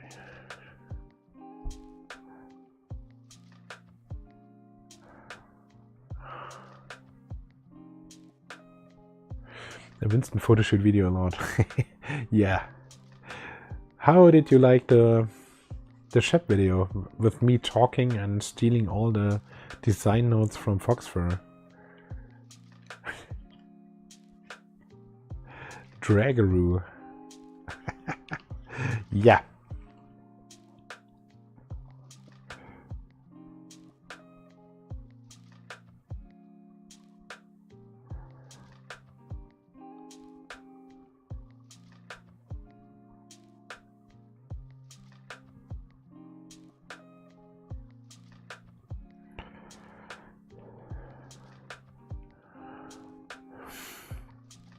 And Iktrikana, you just mentioned to our sysadmin a mistake in the website. Yeah, you're so right. Very good. Very, very Shabai.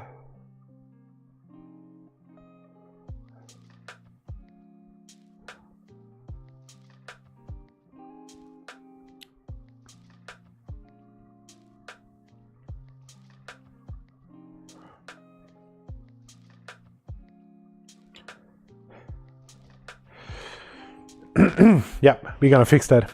I actually made a spreadsheet with all the texts so that we can have a continuity, and so I can also adapt the text from website to website. But it's so hard to proof check if you just look at a list of text instead of the website with everything around. And then some stuff that doesn't make sense is actually weird. So what I wrote in the website was we went to shorter fur that we know from the Winstons. And then I did a search and destroy, where I searched, did I have any Winstons left, and replaced them with Shepherds. And then it came out like we used on the Shepherd, we used the short fur that we know from the Shepherds. Yeah. Hector Kanaga, very, very precise. I didn't realize that mistake. So it's gonna be fixed. And the website gets increasingly better. We will iterate the website a bit more. Also that we are pre-producing now, and the first orderers might actually get their plushies really soon.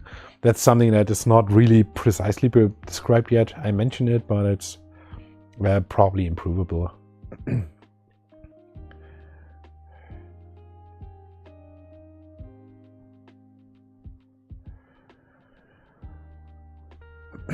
Big Wig, nice feedback for the video. Yeah, we will look into it.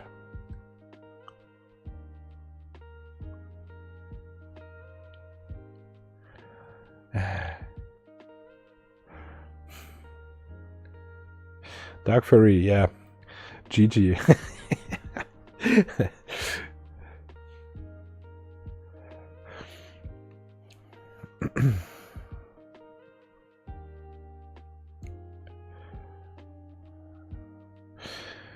Ictricana, yeah, I also love the artwork that we receive from the Winstons. It's just such an active community, and like the last one with a blanket from Skylar, and then people would put pictures under it with their Winstons under blankets. It's just fun. It's just such a great thing to do. So yeah, Winston in artwork works, and yeah, he has a lot of a fan base. So hey.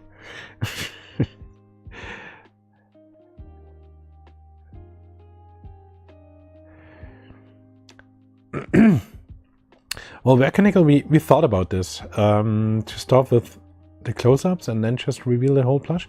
I think we also did this with the Winstons. And I have to say, I did this the last time, I didn't want to repeat that. But in general, this would actually be the right thing to do. But maybe I do it next year again. Yeah. So yeah, we may. On the other hand, we thought we are teasing it for a week on Twitter already. So what is 10 seconds more of teasing? But you're right. This might actually make the climax curve a little bit easier. Cool idea. Slow zoom would be funny. Slow zoom from where to where? From intro, I liked sneak peeks from the plush factory itself. Oh yeah. This was the final quality inspection of the first series. So like the series, it's 0 series. And you could see me being really active, right? There was some final tweaks on the face where there was some variances that I didn't want. So I explained to all the people involved in making them later on that what is really important to us. And you could even see the new apprentice in there, the young girl with colorful hair. She's the cosplayer girl that's super talented and now super proud on being able to work on our plushies as well, following our Twitter, really enjoying to be part of this. And that was fun. That was she kind of brought a whole new spirit into this group of people doing the plushies. Hope you have a good night. Okay, I mentioned recently that it would be funny doing a Who's That Plush Life. Yeah, could be. Doing a Who's That Pokemon with a black outline of the plush before showing it could be fun. Yeah, but honestly, Laurentine, if we would just do the black outline, would you really... Would you have been struggling? But yeah, doing this inside the video might have actually been fun. But you guys were so good in guessing the Shep plush from our teasing, and this was already the hardest teasers we could think of that would be interesting enough. Like, of course, we can always just make more close-ups of 2 pieces of fur, but this gets boring very quickly, right? You have to show some details. And the moment you showed details, like 80% of the people knew it was going to be a Shep 2.0. So not sure if a black outline would really be helping here, especially if it's a remake. If it's a new plush, that could work. That could actually work. 2 spots. Nice to see you here as well. Thanks for the nice evening. Cuddling with our dragon on the sofa. Foxley is my hobby. Yeah, that sounds good.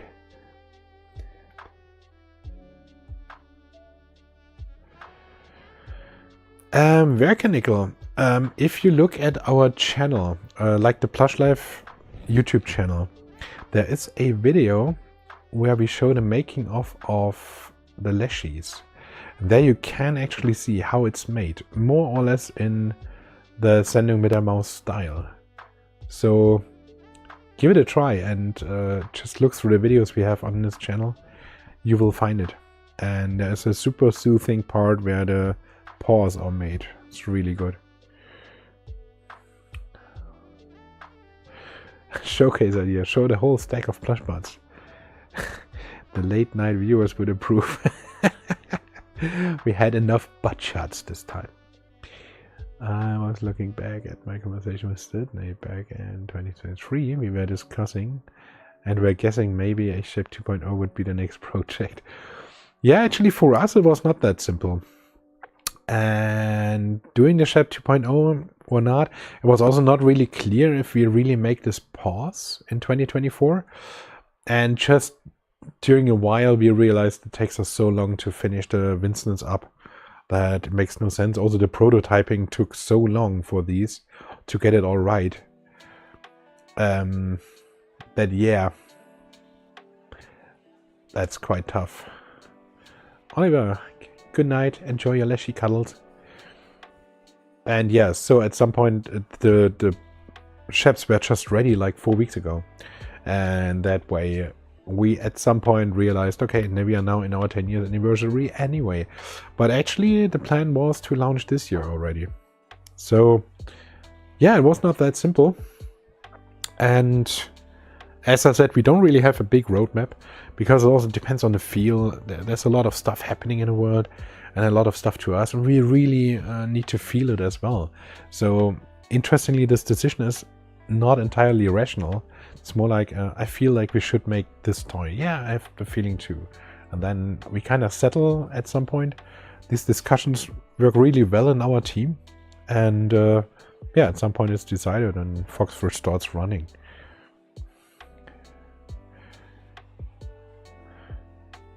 Technically, we are early morning viewers now because it's past midnight. At least in our time zone, Laurentine, it's past midnight. We're already at 3.5 hours. Holy shit, yeah. Is this good or bad, Ice Fumi? But I mean, you're still here, so I guess that's good. Yeah, don't feel pressured, right? At this point, we are just doing a little bit of chatting. If you feel you want to go to bed, go to bed. And at some point, I'm gonna call it as well, so... Ich bin ein guter Junge diese Woche. Bitte nur noch 5 Minuten. My German Duolingo streak is like 740, slowly getting there. Laurentine, very good. Learning German is crazy. I'm East Coast US, so it's 6 p.m. for me. So that means it's just cozy time on the East Coast, huh? Oh dang, it's long already. I not mind at all. Yeah. Yeah, these streams are getting more and more crazy because now that you are so many people, there's also, of course, a bigger crowd staying till the end. And not being able to get rid of having a small wiggling mega shep from time to time.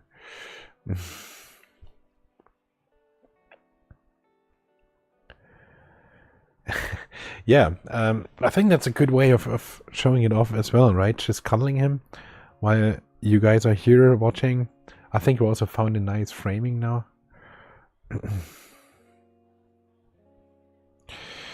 Laurentine, yeah, you found the German articles. It's just... Well, technically it's a waste of brain to give every word one of 3 genders and then make these genders change depending on the case, and then give you a ton of irregular words where all of the system doesn't work. And unfortunately, most of the day-to-day words we use are irregular because they developed before the need for a grammatical system actually arose. So in languages like German and France, the irregularity is also killing you, next to random assignment of genders to words and basing an entire fucking grammar around it. It's also extremely hard to express feelings in Germany. Like doing dirty talk in German works not at all. It's just brings it into something that does like an instant mood kill. So yeah, German's a complex language. Engineering in German is fun. It's a very precise language. For laws and lawyers, it's a good language. Yeah, for the rest, pretty rational.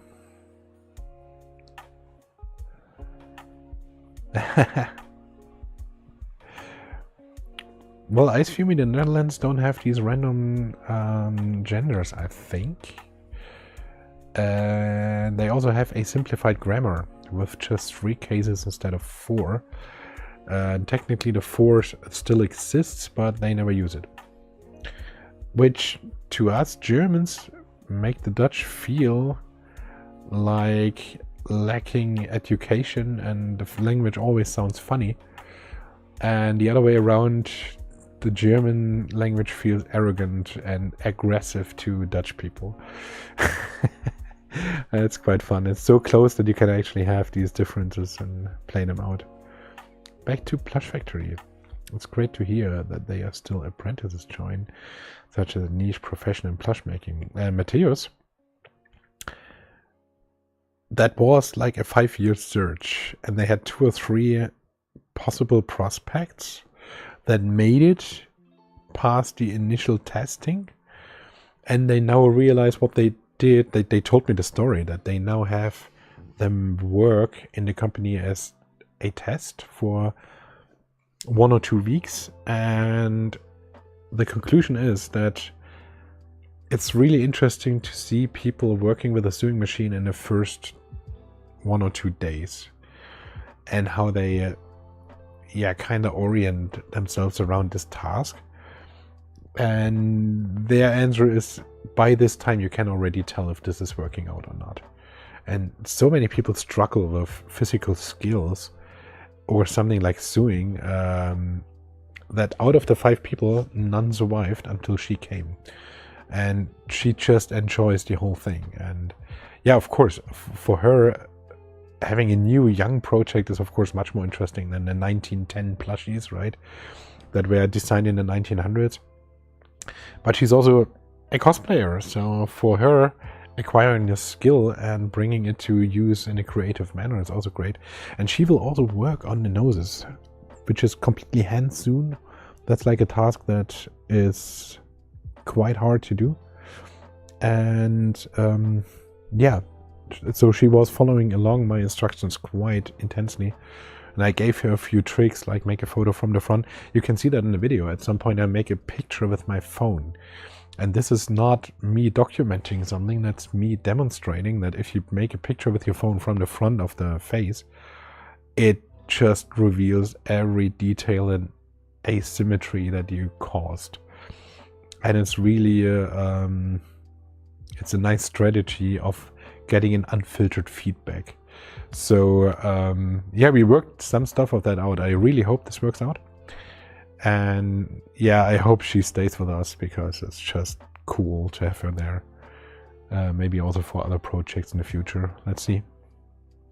Oh, I didn't know nose were a hard part to make on plushies. Yeah, if it's a stuffed one, right? The first shape had a nose that was hard. That was just hard plastic. That was also not really the right size, and I hated it from the start. And then we just went for the stuffed nose, and that is that's also something. Now that we pre-make the plushies, this nose has to be done once the plush is stuffed, because only then can you make the contour around this correctly. And yes, then there's a little bit of an opening, then it's hand stuffed, and so on. And getting this precise, getting this always the right shape is hard, but there will also be variations. There will be a nose that's a little wider and a little nose that's a little higher, also depending on the worker's eye, and there will be 2 or 3 workers doing this at the beginning too. And yeah, the nose therefore will be a bit of a footprint, or like a fingerprint that is different on each plush. And if you remember your nose, you will also find your plush back on a convention. And it's a bit like the hand-drawn line on a Rolls Royce, right? That is explicitly made by hand to be a bit different and always unique. Over here it's not explicit, it's implicit, because that's the way they are made. But yeah, that also gives them some uniqueness. What do you think of a drawing contest from a Phantom to decide the next plushies after kind of selection from your side?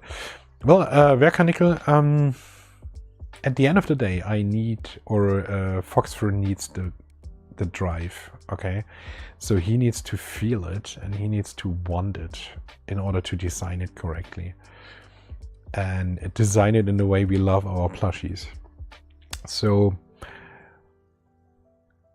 we can externally motivate her. And sometimes this worked out. But at the end of the day, his muse needs to be fired.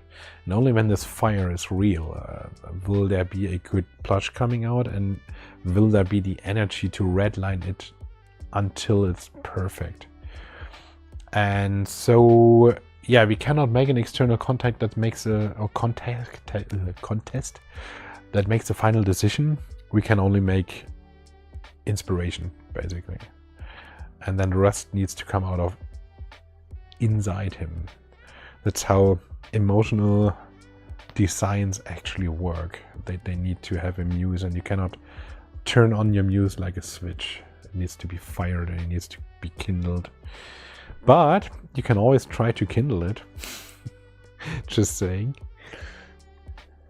That was why, but I loved it. But you could play, put your finger inside Jackmal's ears. That was a nice little touch in my opinion, yeah. Thank you for explaining. Mechanical, yeah. Thanks for understanding. Alright, we are now down to 59 viewers, which is still quite a lot. I wonder if the rest is just chilling in the back, listening to us. There's a few active members here chatting. That's also fun. After my limited experience of streaming, it's always like that there are quite a few people that are just lurking, but they still enjoy it. Yeah. Yeah, like me when I lurk in your stream, right? And enjoy it. Orto, I'm still here, yeah. So, point proven. Press 1 if you're still watching. That's good, but it still needs people to actually get up and find the keyboard, like me. I have the keyboard over there. I can't reach it. Wow, that's a lot still. Now I was AFK. I'll get food and go to my BF after stream. Stream lasts almost 4 hours. Tell your boyfriend I'm sorry, Laurentine. Yes, there's still a few. Lurking. I like listening to people talk. Calming. Thank you, Rabbit Squirrel. I hope my voice is calming and the flopsy little mega shep on me is as well. Holy shit! This press 1 thing works. Woo keyboard. Yeah, Gregors.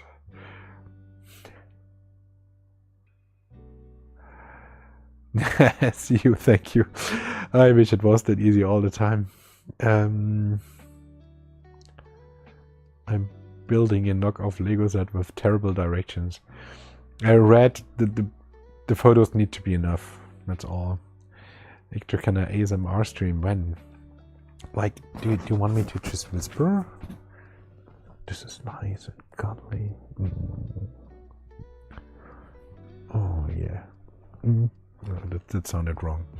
It's like a soothing podcast. Yeah, it actually is. We got rid of the chime at the beginning when a new follower came in, because I just thought this would, yeah, kind of wake you up from this nice soothing mood all the time and turn this into this overly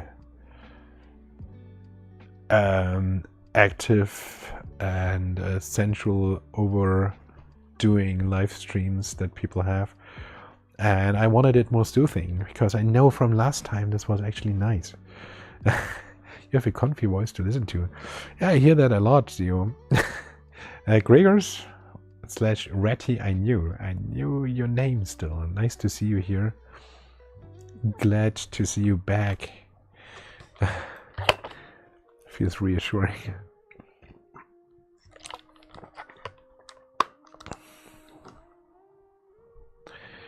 Alpha White Fang, going through plush design to make a custom OC wolf. That's cool.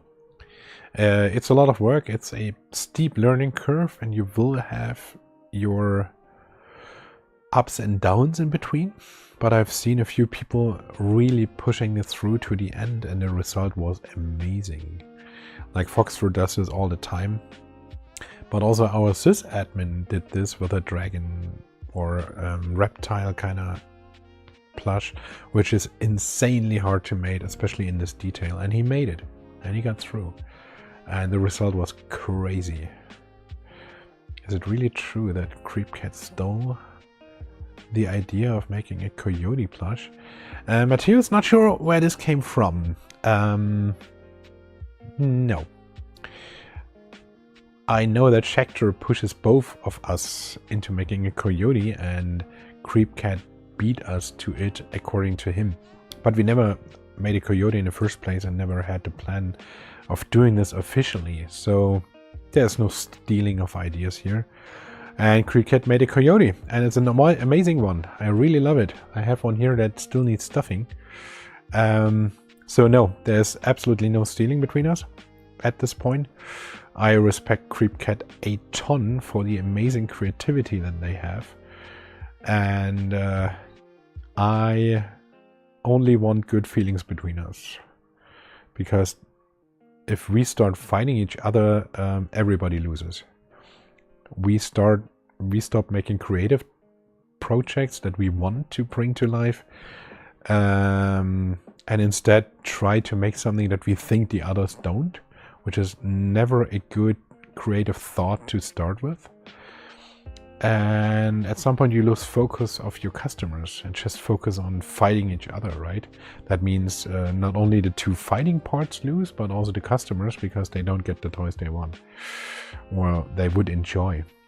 And so I love what they are doing, and I hope they stay in the community and fill them with the way they design toys, which is completely different from us.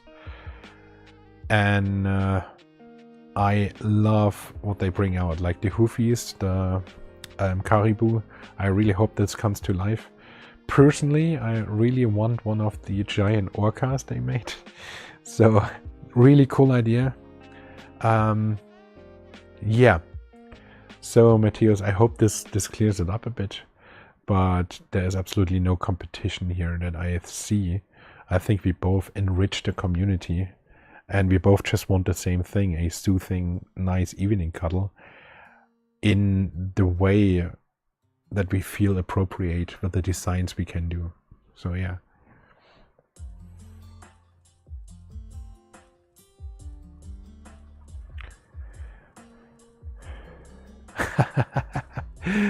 Malaki the Fourth, who is the maker of this bluey here? And this is actually Puff.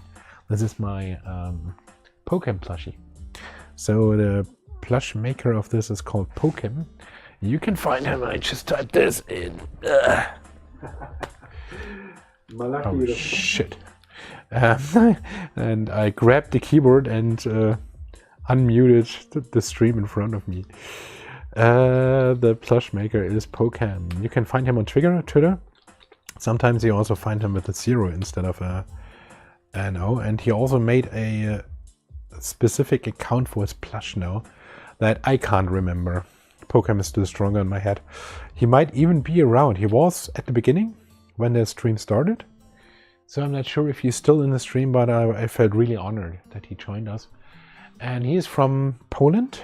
So depending on where you live, this is actually a very welcome change to have some plush makers in Europe. And what he does is he makes plushies based on what he wants to do.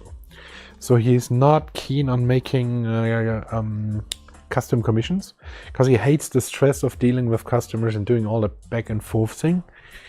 He actually just wants to make what he feels to make in his own extremely very unique style. And you also can find his toys on Dealer's Den. And he just brought out a plush in this style, but in a cheetah form. So this is the same kind of shape basically, and then almost the same pattern work with different detailing, but yellow cheetah. And he also has some intro toys, like there was a Renamon style plush that he just had on auction. And in this intro form, he will also bring out 2 or 3 more colorations in the future. So it's best to watch him and join the auctions. They can go high nowadays. I got this one still for less than 1,000 euro. And the I think the cheetah on dealers then went for 1,500 or even 2,000. But you can be lucky. Sometimes the auctions are just low. So try your luck with it. And hope that at some point you will have one of these. It's amazing. It's a nice intro. It's a really unique style. And yeah, they are just fun. I'm really proud owning them.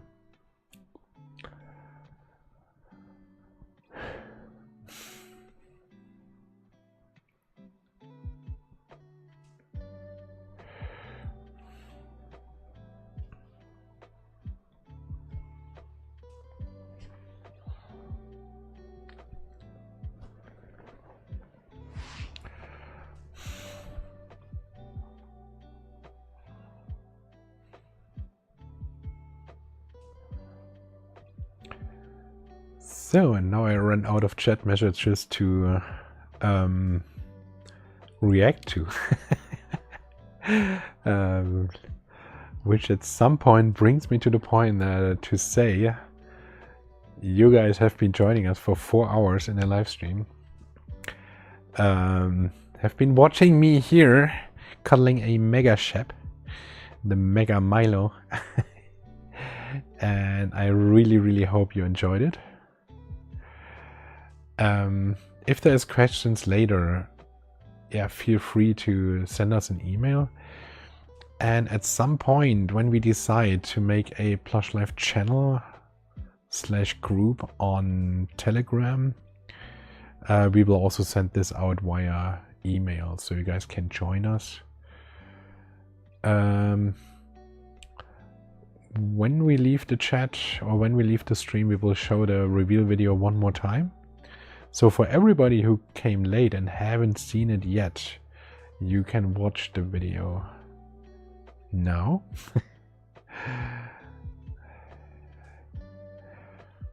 I think we should be worried for how you will escape. Yeah, let's see. So we have to go on for another 4 hours. No, Retty. We won't.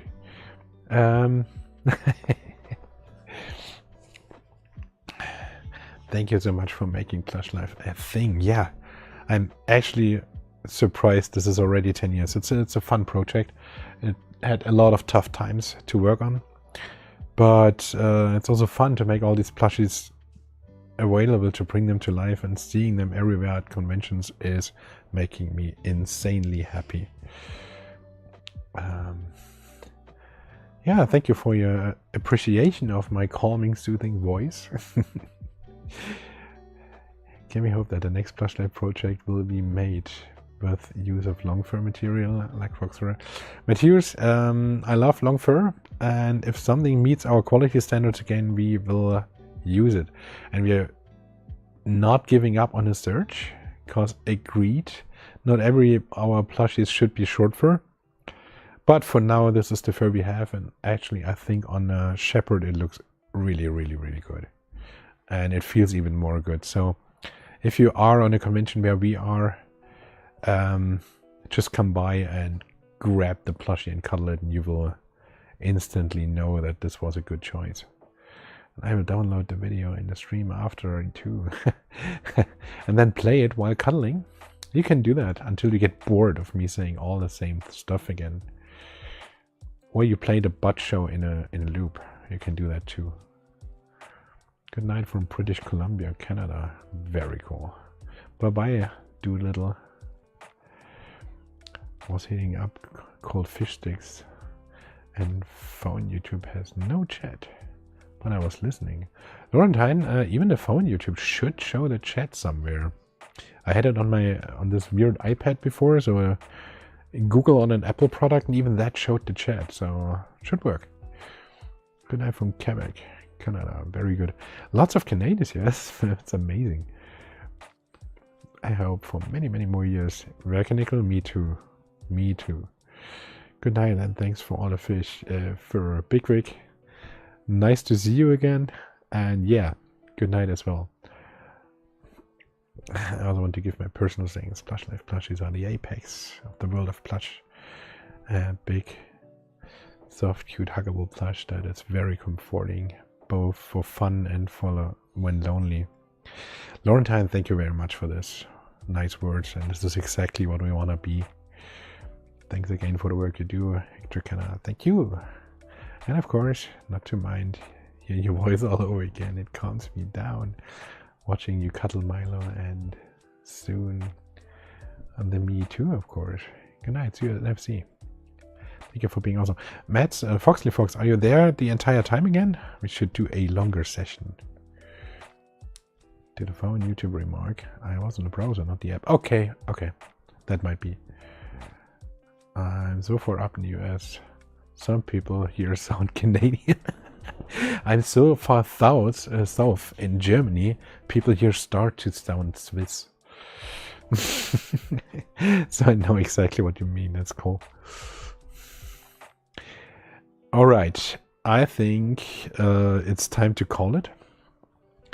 So I wish you guys a nice evening or morning or whatever.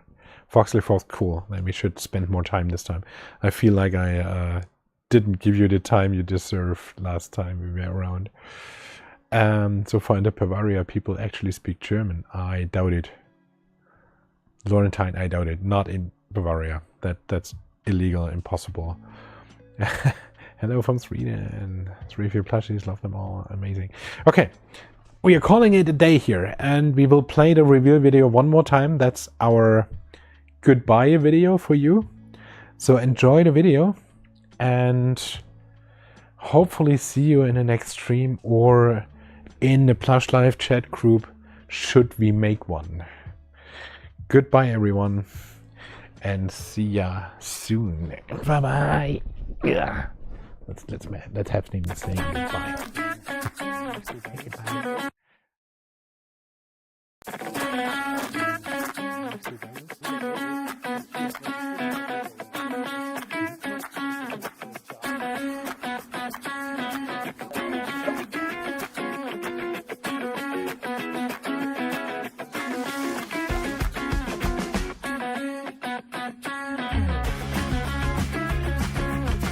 I'm Thomas. I'm the part of Plush Life that runs the business. And as you've probably seen by now and guessed in the weeks before, our 10 years anniversary plushie is a Shepherd 2.0.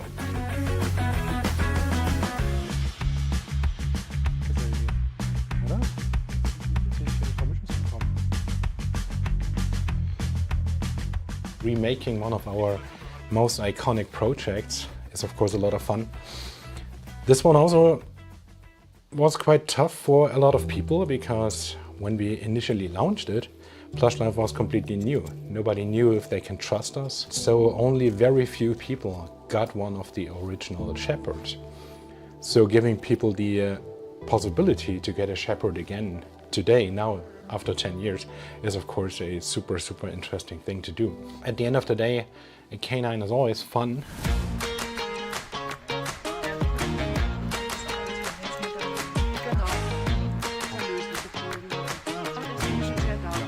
Of course, we would incorporate all the experiences we made in the last 10 years. And so this Shepherd comes with a few changes. First off, the most important thing that you might notice is the fur. Well, that was actually not the most intentional part. Turns out material and fur is one of the hardest things to acquire, and with this Shepherd, the fur that we used in the past is simply not available anymore. So we had to go a different route. And we went for the route that we know in Plush Life is a very successful one. We went for the material that you can get in most colors, that it feels just amazing, and that we also know of is extremely durable. So slightly shorter fur, but immensely soft.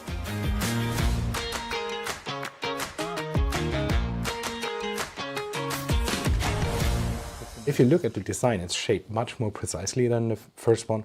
First one looked a little bit sloppy, by today's standard. Also, the ears of the first one, they were like sloppy as well, right?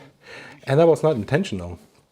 The ears actually were supposed to stand, and they had some starch in it to make this possible, which did not work at all. And so he looked a bit like a puppy, like a giant life-sized puppy. But they are not really like a shepherd to us. So this time we made the ear stuffed like you know it from the foxes and the huskies we have. And just give it the shape that we actually wanted it to be in the first place.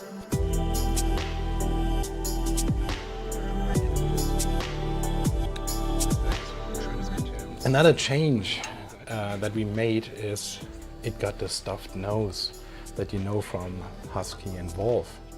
So now the entire face is just super soft to cuddle, and there's no hard part that you might even hear if you smack him against the wall.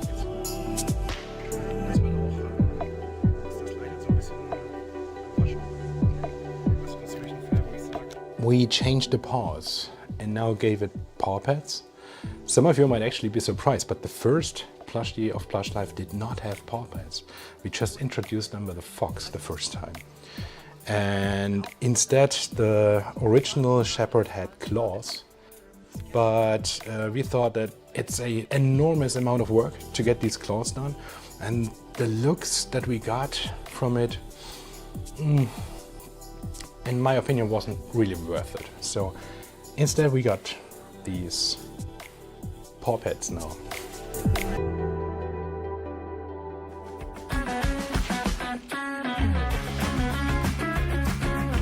He really fits in the series and is a worthy 10 years anniversary remake. I hope that you like this remake and the chance to get your very own shepherd this time around.